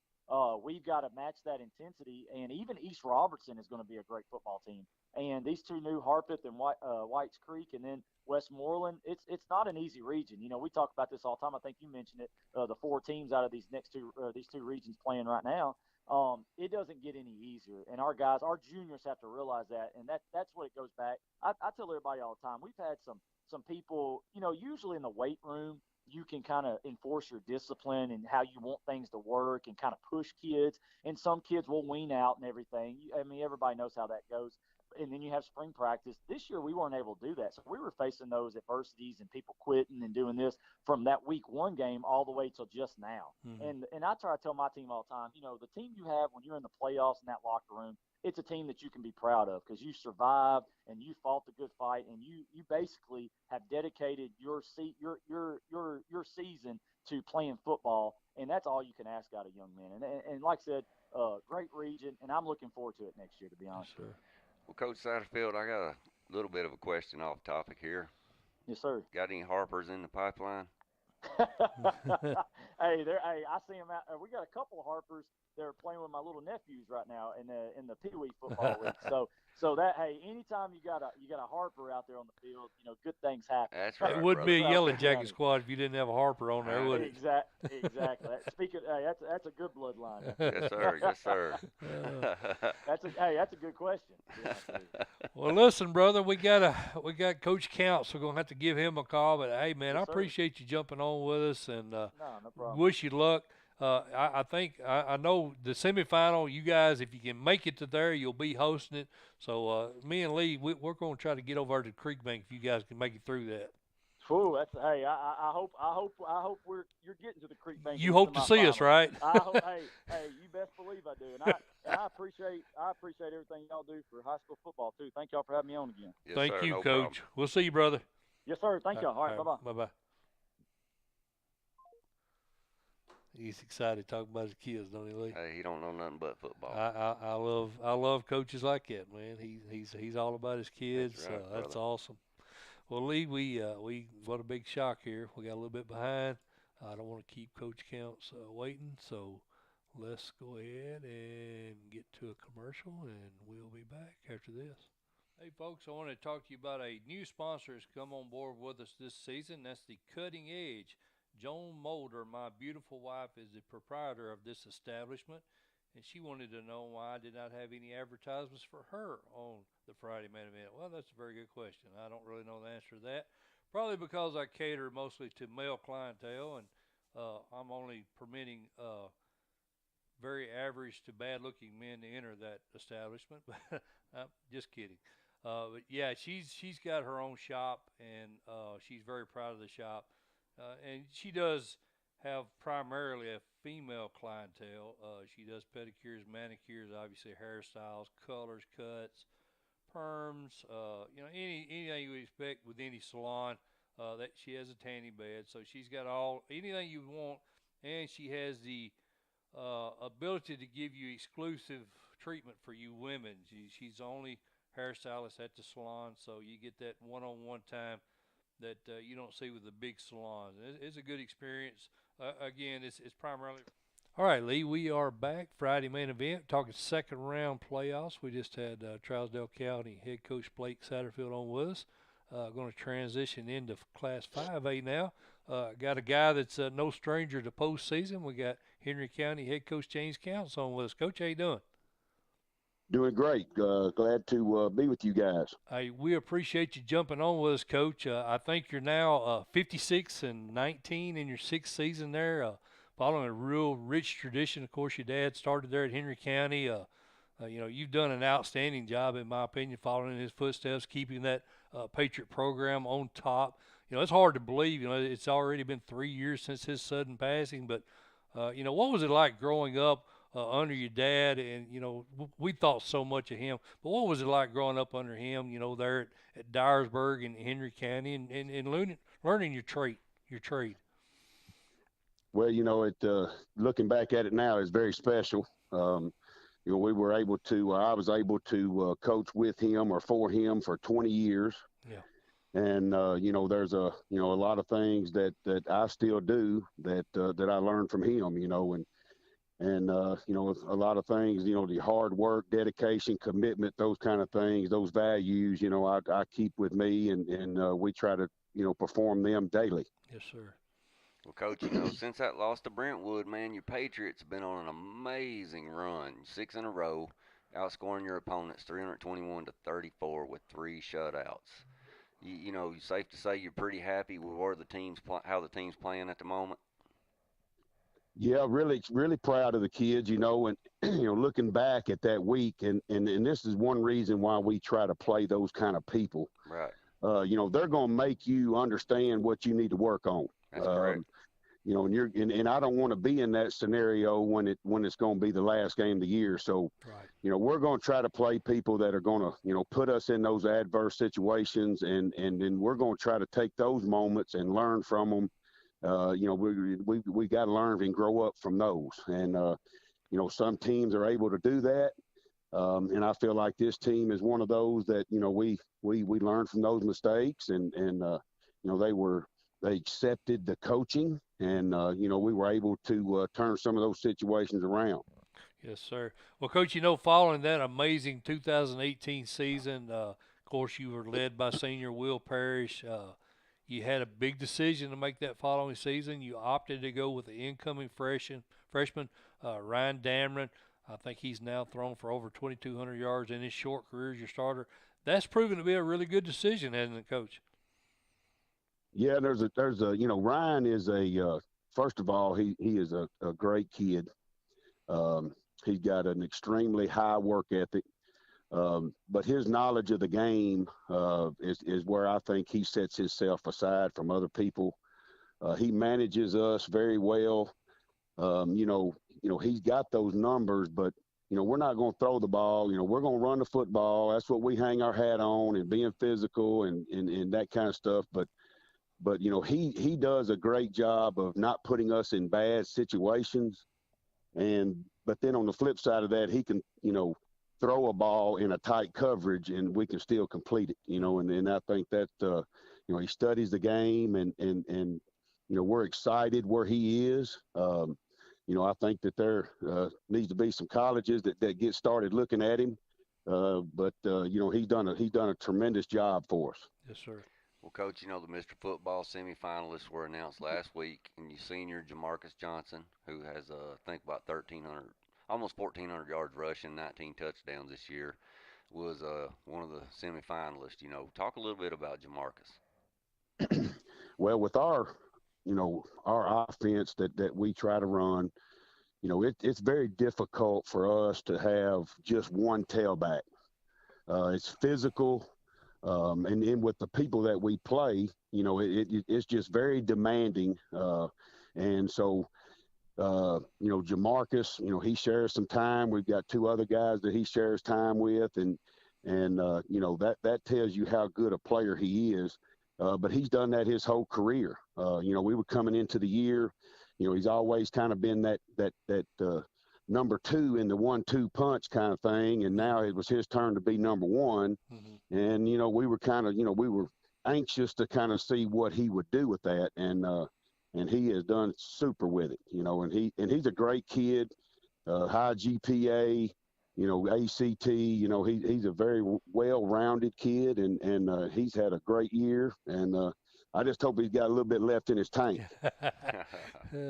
We're speaking with Henry County head coach James Counce here on a Friday Minute. Coach, when Ryan does go to the air, I think senior Juwan Odoms has been his favorite target. Talk a minute about Juwan's contributions this year. Well, Juwan plays corner. Mm-hmm. And that's defensively, people go away from him. Mm-hmm. He hadn't gotten the numbers that you might want to see, because people don't go, they don't throw at him, they don't run the football over there, those kind of things. But on the flip side of that, he's had a great year offensively, and early, last year and in the spring and the summer, he's done a great job of working on his ball skills. And, talking to the coach at Memphis the other day, they're thinking, we want to sign him as a corner, but we're not sure he can't play receiver. So, he's done a great job. The thing about it is his speed, he's got it's almost sometimes like a cartoon clip sometimes when he comes across the field. But road runner. But I'm telling you, he got but anyway, no, he's done a great job, gotten himself in shape, and he's catching the ball right now, better than we can ask him to do, and we can throw that deep ball, and we're thinking right now, hopefully we're gonna catch 2 or 3, So, they got a pretty good combination going. Yeah.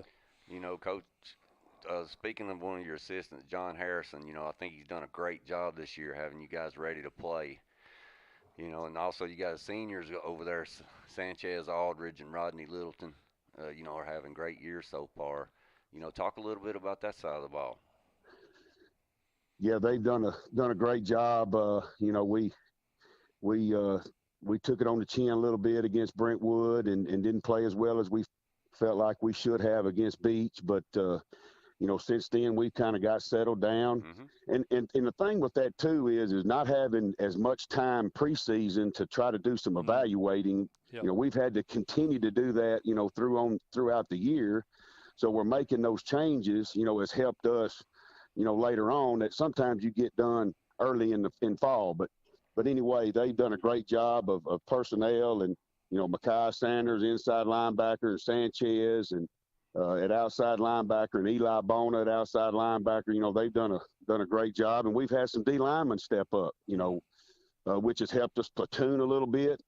Bo Mitchell and at nose, and Randall Foster playing some defensive tackle, and Thomas Conroy playing defensive tackle. They've allowed us to platoon some guys that we were figuring, having to get 20, 25 snaps on defense, where we're not having to play them but 10 or 12, so that's made a difference. And and we've had some younger kids in the secondary that stepped up, and Jace Kendall's done a great job. J.C. Olive has done a great job in the secondary. We had 2 seniors we lost back there last year, so that was a spot of concern. But, those guys have done a great job. And then we, a kid like Elijah Wellington at corner, he stepped up and playing a big role for us, and that, those bright spots have helped. That's right. Well, one thing too, Coach, we've grown to expect from Henry County is exceptional play up front. From the big boys up on the line. Talk a minute about those guys. Sometimes they don't get a lot of attention, but talk about those guys. Well, we've got we feel pretty good about what we're doing up there right now. We've got it's not an overly big, but we do have a little bit of height. We've got a sophomore at left offensive tackle, Luke Brown. He's 6'6", 300. He is he's starting to come into his own and learn what it's all about, and doing a great job. But, led up there with, some seniors, Jordan Elkins, Sam Sled, Caleb Bryan, and, those guys are kind of leading them. We got 2 tight ends that are seniors, which Sanchez plays defense, but Damian Rushing, he also plays defensive tackle. He's playing tight end. So, those guys have, we've gotten better, and they've done a great job. They're a smart group, and, they've continued to get better each week. We're talking with Henry County head coach James Counce here on a Friday event. Coach, with Shelby County opting out of football this season, that's been a great deal of first-round buys for many of the Region 17s in all the classes, and obviously including you guys. Were you or any of your staff were you able to make it over to Brighton last week and, get a first-hand look at those guys as you get ready for them this week? No, we didn't. Just knowing that we would get the film, and knowing about, the COVID and right, and the lack of numbers and that kind of stuff, and we didn't go.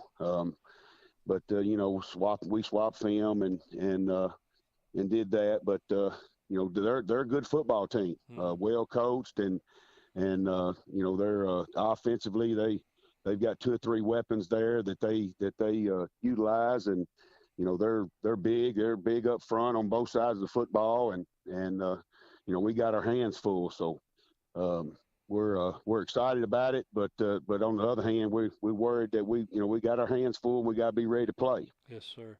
Well, Coach, I'm not going to hold you up much longer. Just real quick, the new regions came out. I think Clarksville, Dyer County, West Creek. You guys lose them as region opponents.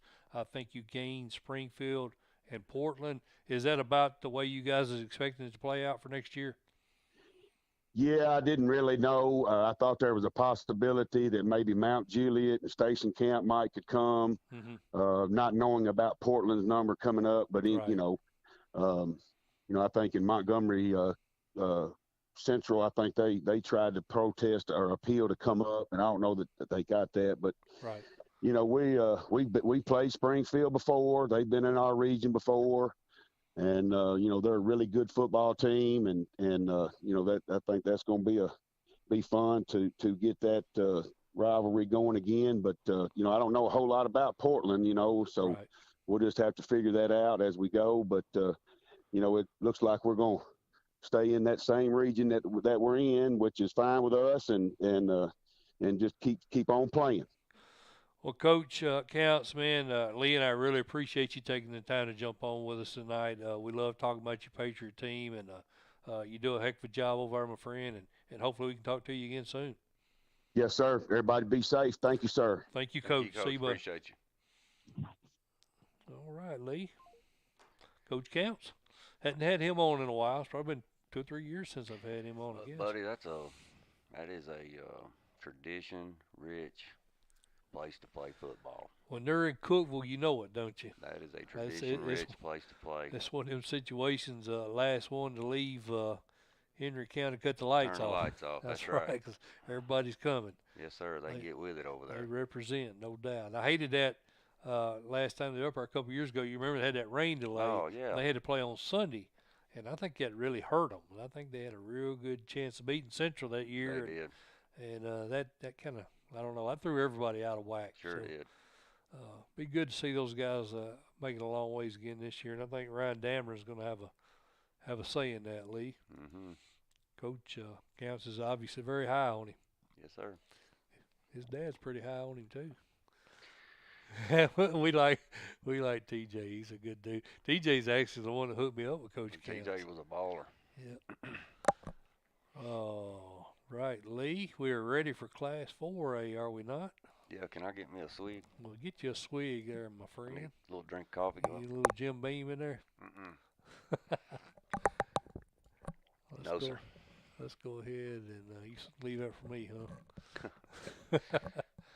All right, quad one. Are we back on? We're back rolling. Well, we lost our count, Lee. We're down to what, 16? Yeah, we're about to come back. Okay. 16. Come back into the game here, fellas. We're ready to talk football. Class 4, quad 1. Class 4A, quad 1. And Lee, we're going to get things started off with our buddy Sean Witten. And it's Longman. I hadn't seen Long. There he is. Longman's in there. Yeah, he's been. Longman's in. Longman, you got a big game tomorrow night, brother. Grant Reynolds, East Hamilton squad is legit. They beat they beat Sullivan South 56-20. Mm-hmm. You guys beat them 42-14. Mm-hmm. They actually beat them by more than what you guys beat them. Mm-hmm. Lee, what about that?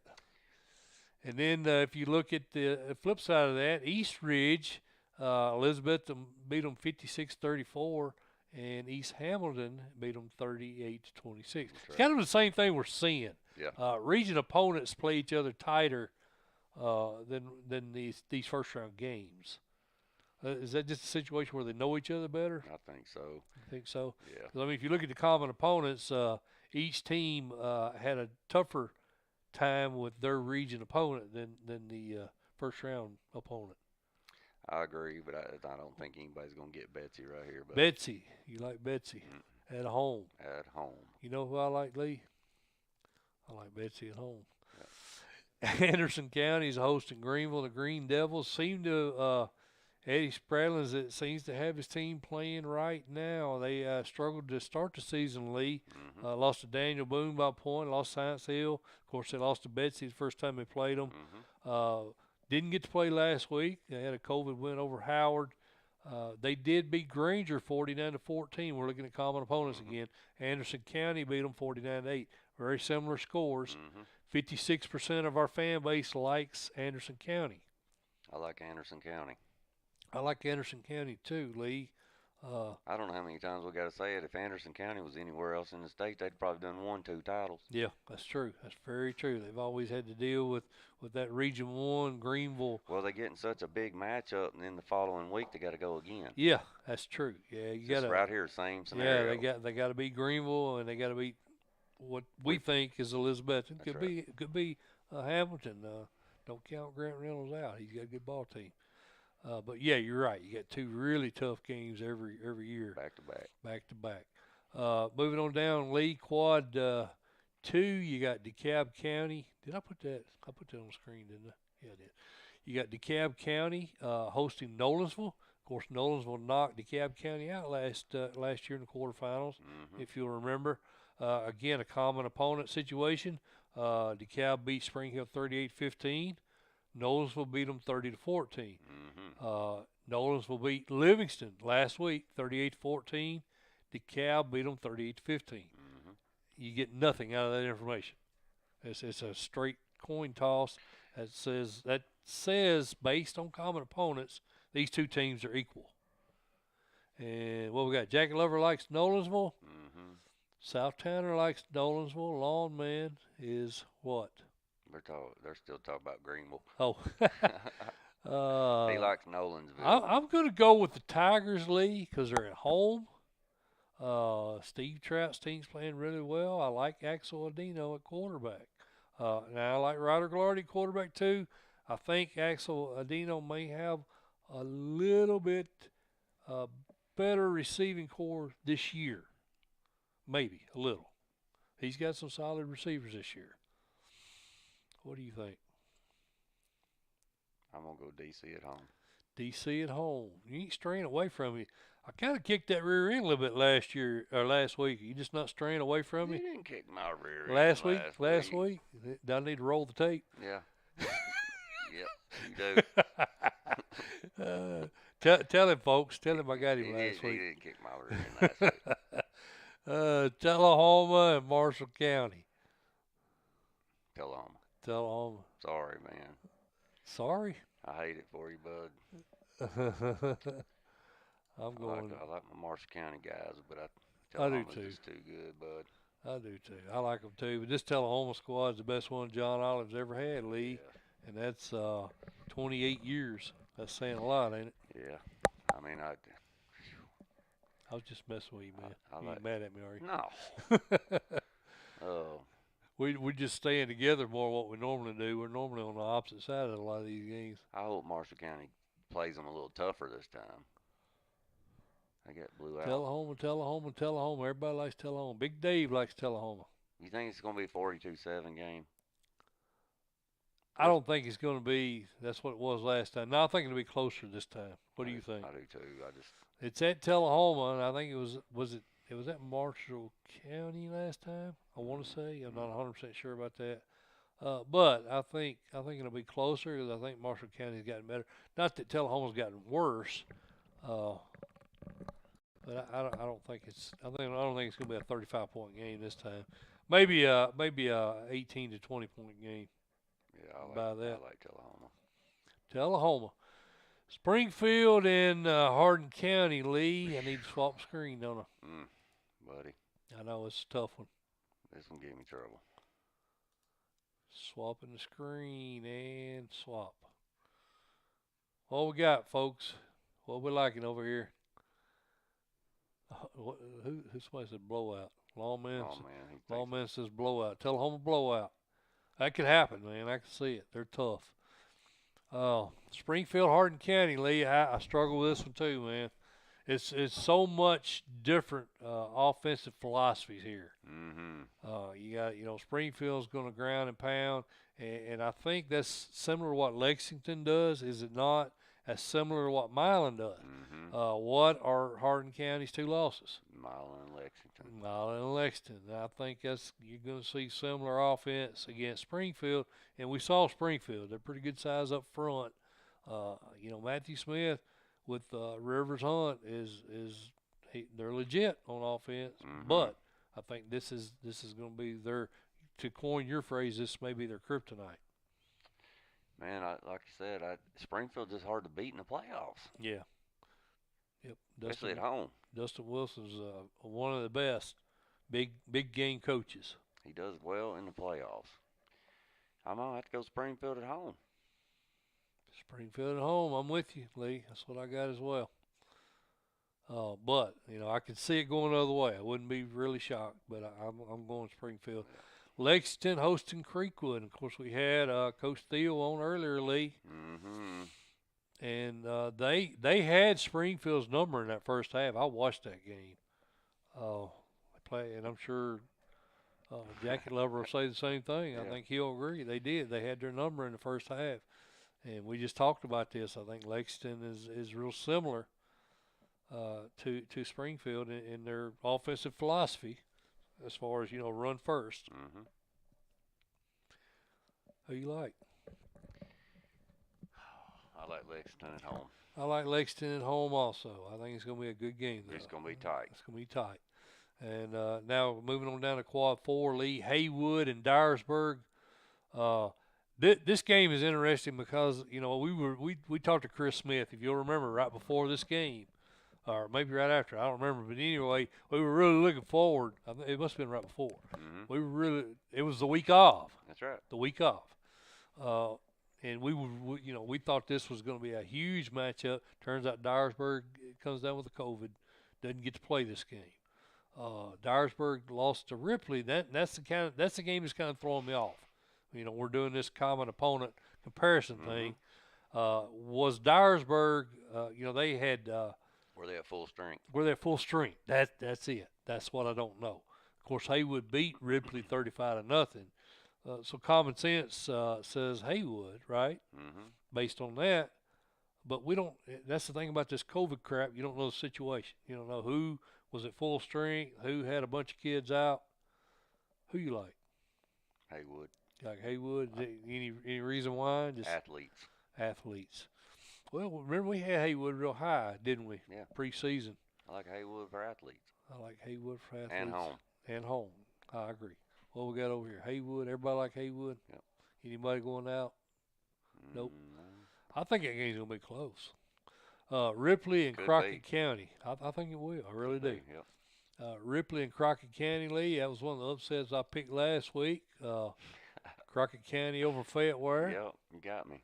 And they beat Ripley 10-0 in week 2. Of course, that was first of the season. That's right. And we had Crockett County, if you remember, we had them either in the top 10 or just outside.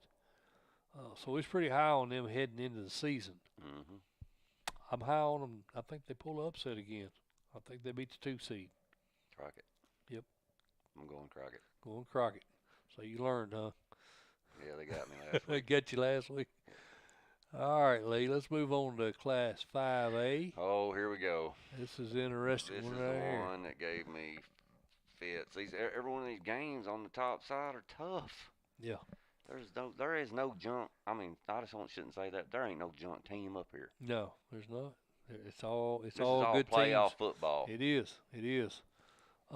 South Doyle travels to David Crockett. South Doyle, Lee, in a really tough region too. They lost to Grace Christian.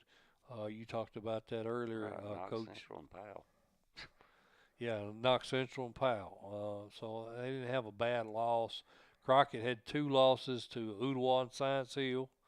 I think that was beginning of the season. They've now won 8 in a row.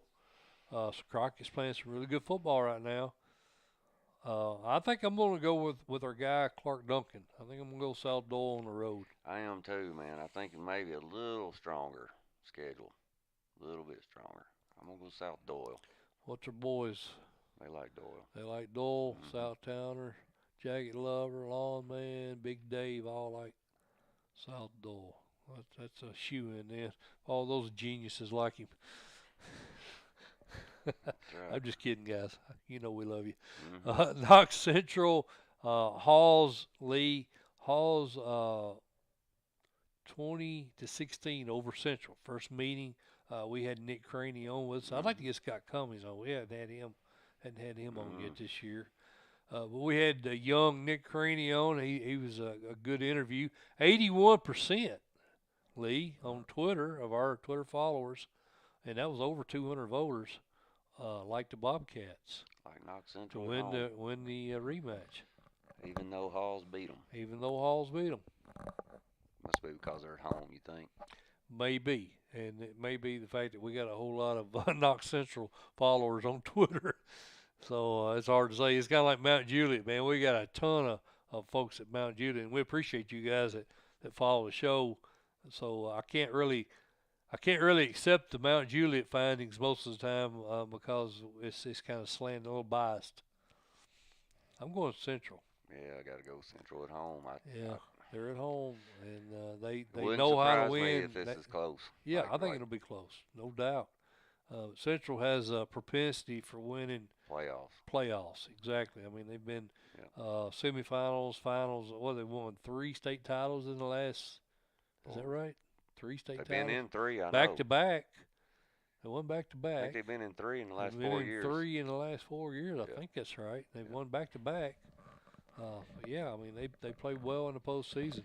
Knox West hosts Walker Valley. Mm-hmm. Lee, well, we got everybody like Central, don't they? Jacket Lover's going Halls. Going Halls. He might be the only smart one in the bunch. West hosting Walker Valley. We had Drew Akins on last week, Lee, Right. and he wanted to get on with us again this week. He said it was a good luck charm. Yeah, man.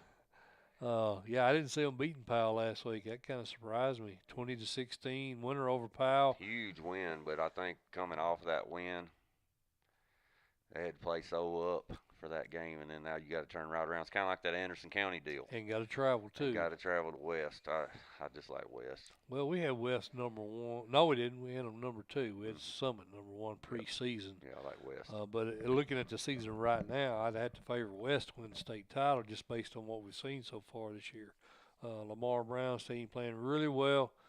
81% of our Twitter followers like Knox West. I'll go West also. Sorry, Coach Akins. We wish you well, my friend.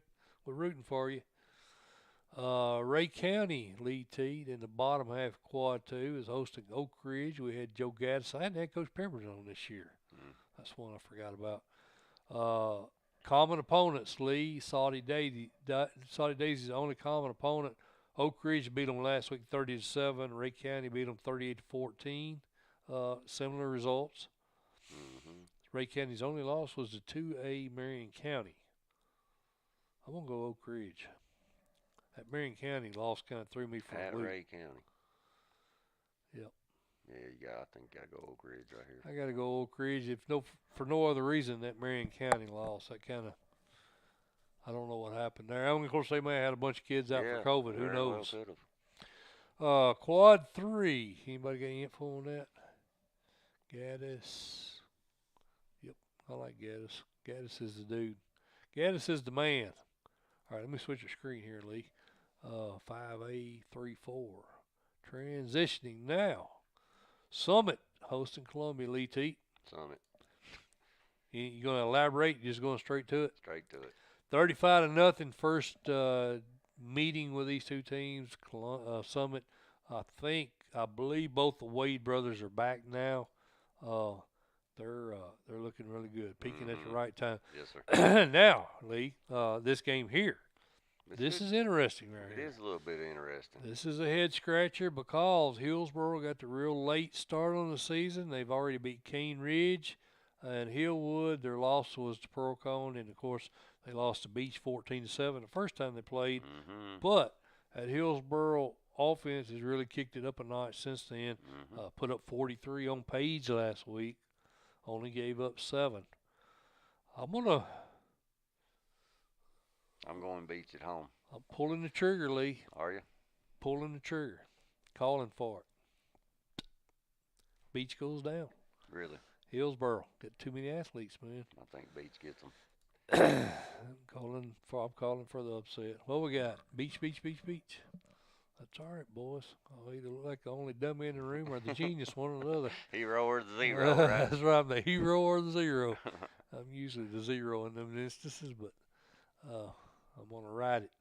Henry County hosting Brighton, Lee. We had Coach Counce on this a few minutes ago, matter of fact. 94% of our fan base give Brighton no shot in this game. Looking at common opponents, Brighton beat Dyer County 48-28. Henry County beat Dyer County 53-20. Mm-hmm. Very similar results, not that much difference. Yep, I'm going Henry County. I'm going Henry County. I like Ryan Dameron. Too much talent. I like Ryan Dameron. He's doing a good job leading that offense. And of course, I like the running back. Help me out, Lee. Mr. Football. Jamarcus Johnson. Yeah. I think they get it done. Clarksville Northeast hosting Clarksville 44-14. Clarksville Northeast won the first matchup. I'm going to go with Northeast. All right, Lee Teat. Was everybody got Henry County? Henry County. No takers on the upset. We're going 6A, folks. We're right on time, Lee. We're doing good tonight. You've done a good job keeping me on time tonight, Lee. You're doing a fine job over here, my friend. It's been a pretty good show tonight. I think we've had some good discussion on tonight. Quad 1, Lee Teat and DB. They were in a Buddy. battle last week, wasn't it, man? Yes, they were. Cleveland, man. Coach Wheeler's coming on. I felt sorry for him, man, 'cause I used to listen to that one on the radio. And, he had a shot. He was right there with them the whole game. But couldn't get it done. They beat Cleveland 42-35. Now look at what McMinn County did to Cleveland, Lee, not so long ago, 42-7. And then you look at the other common opponent, Bearden. Dobbins Bennett beat them 40-7. McMinn County only beat them 28-7. So that's another situation where you're seeing, you know, they beat the region opponent a lot, or they beat the first round opponent more than the other team beat the region opponent. I don't know why that is, but that seems to be the recurring theme. I think McMinn County's defense is good. And I like the running back, Hunt, the Mr. Football candidate. Who you going with? I'm going for the upset. I'm going McMinn County in the upset. They played Maryville very close, 21-2. Couldn't get their offense going, but Jalen Hunt, I think he's going to have a big game against DB. He had a big game last week. I actually watched a little bit of that game with Bearden online. I'm going with the upset. Really? Yep. I'm going with you, buddy. You going with me? I like McMinn. That Maryville game. I know they lost that, but that's tough. Told. To stand toe and toe with the Maryville. What's everybody else got? DB. Y'all making the easy pick. You ain't going out on a limb. They're making the easy pick. Nobody wants to go out on that limb with us, Lee. They don't want to climb out there. Yeah. Hopefully we won't break it. We're out there by ourselves. Yeah. Maybe if it does break, I hope we're about 2 feet off the ground. That's right. Where I can land on my feet. That's right. Maryville hosting Bradley Central, Lee. First meeting 35-13. Maryville. Maryville didn't get to play last week. They took that COVID win against Science Hill. Yep. And then Bradley, first time they beat Farragut. I used to watch that one online also. First time they beat Farragut, and I don't remember. It was a long time. Yeah, and I went It was like Farragut, 15 years or something. So it's a huge win for Bradley Central. Maryville 98%, and Lee Teat and Mike Molder are in the 98%. We like Maryville. Everybody, jacket lover. Merville. South Towner. He's trying to imitate them guys on Coach T. All right, Mr. Teat, we are ready for Quad 2. Oakland Patriots, Kevin Creasy's team, 49. And I kind of thought they'd been laying low, playing not getting the main. We talked about that last week, remember? Not getting his main guys involved the last couple of weeks, and I think that kind of explained the Warren County game. 49-0 over Rossview, just demolished them. Now Mount Juliet is one team, Lee, last couple of years that have actually played Oakland pretty close. Does Trey Perry play them close tomorrow night? No. You don't think so? No, sir. Too much talent at the skill positions, and the defense is tough. Yeah, I think, Jordan James last week had 14 carries for 213 yards and 2 TDs. That's pretty good. That's the BA transfer, right? Yeah, I think Coach Creasy, like you said, I think he was maybe holding some kids getting ready to go into the playoffs, slowing things down. Yeah. Making sure we're healthy Right. type deal, and I think he's about to unleash it. So Yeah. I just like Oakland. Now Trey always has a good game plan against them. Yeah, though, Coach Perry does. Trey's a good coach, man. He always coaches against them very well, but I Yeah. think this year it's too much talent, and I think this game gets out of control in the fourth quarter. I think so. Trey, I think that's you said that real well. He schemes very well against Oakland. Unfortunately, he doesn't usually have the Jimmies and the Joes. Yeah, he ain't got the horses. All right. That's my neighbors there, Lee. Hendersonville hosts Riverdale. You got Hendersonville, Lee sitting at 8-3, hosting Riverdale 9-2. Coach Holcomb's son, Jameson, is back at QB. That's right. I think they're a lot better team with him back there in the pocket. Dude, this is one of the best Riverdale teams they've had in a long It is. time. Buddy. It is, and they're going to be good. I think for a while with Creasy and or with Kreisky and Kelly Holcomb there. Mm-hmm. I think they're going to be stout. I think it's going to be a good rivalry in the upcoming years with them in Oakland.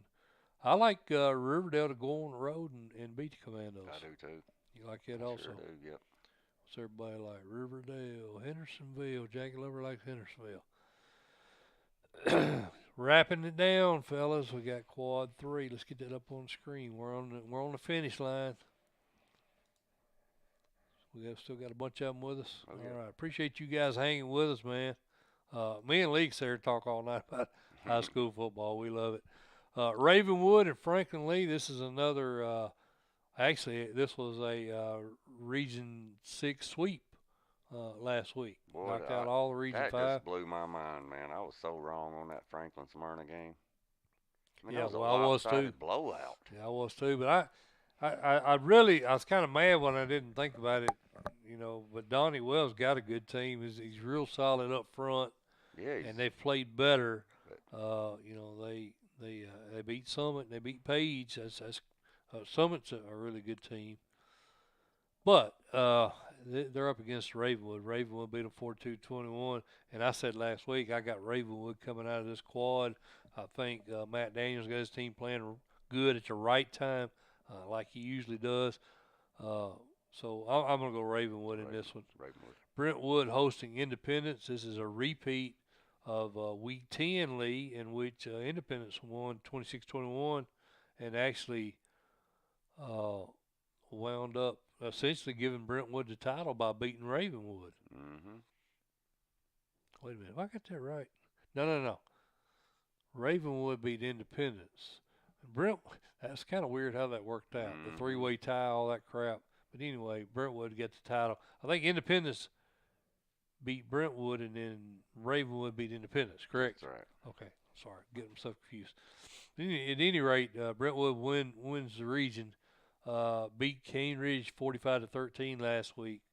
And, of course, Independence beat Laverne 49-14. Who you like in a rematch? Brentwood. You like Brentwood in the rematch? I do too, Lee. Ironically, they're at home, and granted, there's not a lot of travel there. They're both in Williamson County, so not a lot of travel Hard involved. to beat a team twice. It's hard to beat a good team twice. And that And was close. we thought Ron Crawford's squad was going to be in Cookville preseason. I think you still do, right? You still got them coming out of this quad. Yeah, I did at the start of the season for sure. Yeah. Hmm. I thought you said you was taking them last week to come out of the squad. Did you not? That Ravenwood win might change my tune a little bit. All right, so you ain't got to pick that anyway. It don't matter. That's next week's picks. Bartlett and Houston Lee. Bartlett won the first matchup 38-20. Mm-hmm. So everybody likes the Bruins. Everybody's got Brentwood. Somebody got Raptors. Yeah, Big Daddy Dave went Ravenwood. That's right. Over Franklin. Okay. Bartlett, Houston. I like Bartlett to win the rematch. Yes, sir. And Collierville, Arlington, Collierville. They had a COVID win in week 2, so these teams didn't play, Lee. But so if you go jump back and look at common opponents, Bartlett beat Collierville 34-28 2 weeks ago. Mm-hmm. They beat Arlington 36-7 back on October 8th. So if you're looking at common opponent being Bartlett, you got to take Collierville, I think, in this one. I think so. And Collierville is at home, Yeah. so I'm going to go Collierville. I'm going to go Collierville. What's everybody like? Southtowner likes Bartlett. Everybody ought to like Collierville, I think. Mm-hmm. All right, Lee. Well, that's it, my friend. That's classes 1A through 6A. Appreciate the chat. Go anywhere tomorrow? I'm down to 3, man. I'm either going to Tullahoma or I'm going to Oakland. I think that Oakland Mount Juliet game, I'm kind of interested in that. Tullahoma and Marshall County, I'm interested in that. And my third option was what? Fayetteville Huntland. I'm kind of leaning toward that one. Yeah, that might be a good. That might be a good one. So I'm gonna be at one of those 3 games. I'm not sure yet. I'll kind of play it by ear, I guess. You going anywhere? I don't know. I may go toward Gville. Gville. I didn't think about that. That might be a I may good go one. up towards Gordonsville. Yeah, I didn't even think about That's that one. close to home. I can go see mom and dad and catch a game on the way. There you go. All right, man. Maybe. It just depends. Well, we appreciate Coach T. As always, man, CoachT.com. If you're not a Plus member, and I think most of you guys on here now are Plus members, but click the link. There's a link there on the main page to become a Plus member. It's donation-based. Pick whatever you want to donate. Show your appreciation to the website. Takes all the advertisement off of it for you, which is a huge plus for me. You don't have the pop-ups. And also you get the ability to edit games, edit your team's games. If there's any mistakes, you can take care of that. You don't have to contact anybody else. You can fix that on the fly. So a lot of advantages to being a Coach T Plus member. We appreciate Jim Thompson and that bunch supporting us for the third straight year now, I think, Lee. Appreciate Elaborate Images. Of course, Marsha Howard and her bunch, and got a link to their website on our front page. Lee, got anything? You good? Yeah, I'm good. Other than that Tyner bull crap. Yeah, I'm still not. I don't want to go out on a sour note, but boy, it ticks me off. Yeah, I don't like it either. That's Wayne, messed up. Wayne Turner. We appreciate you, brother. One of the finest there is. Yeah. Whether you get appreciation at your school you spent 40 years at is beyond comprehension for us, but we want you to know Friday main event. We appreciate you, brother. We appreciate you getting on and doing interviews with us over the years, and you did a great job with those kids there. And I hope if he's wanting to go somewhere and coach more, I have no doubt. Hopefully somebody will pick him up. I'm sure. Ain't nobody loves their kids more than that man. That's right. Absolutely. All right, Lee. We're going to get on out of here. This has been the Friday main event. He is Lee Teat. I am Mike Molder. Appreciate you guys. We'll be on next Thursday for quarterfinal action, 6 p.m. That's it. We'll see you then.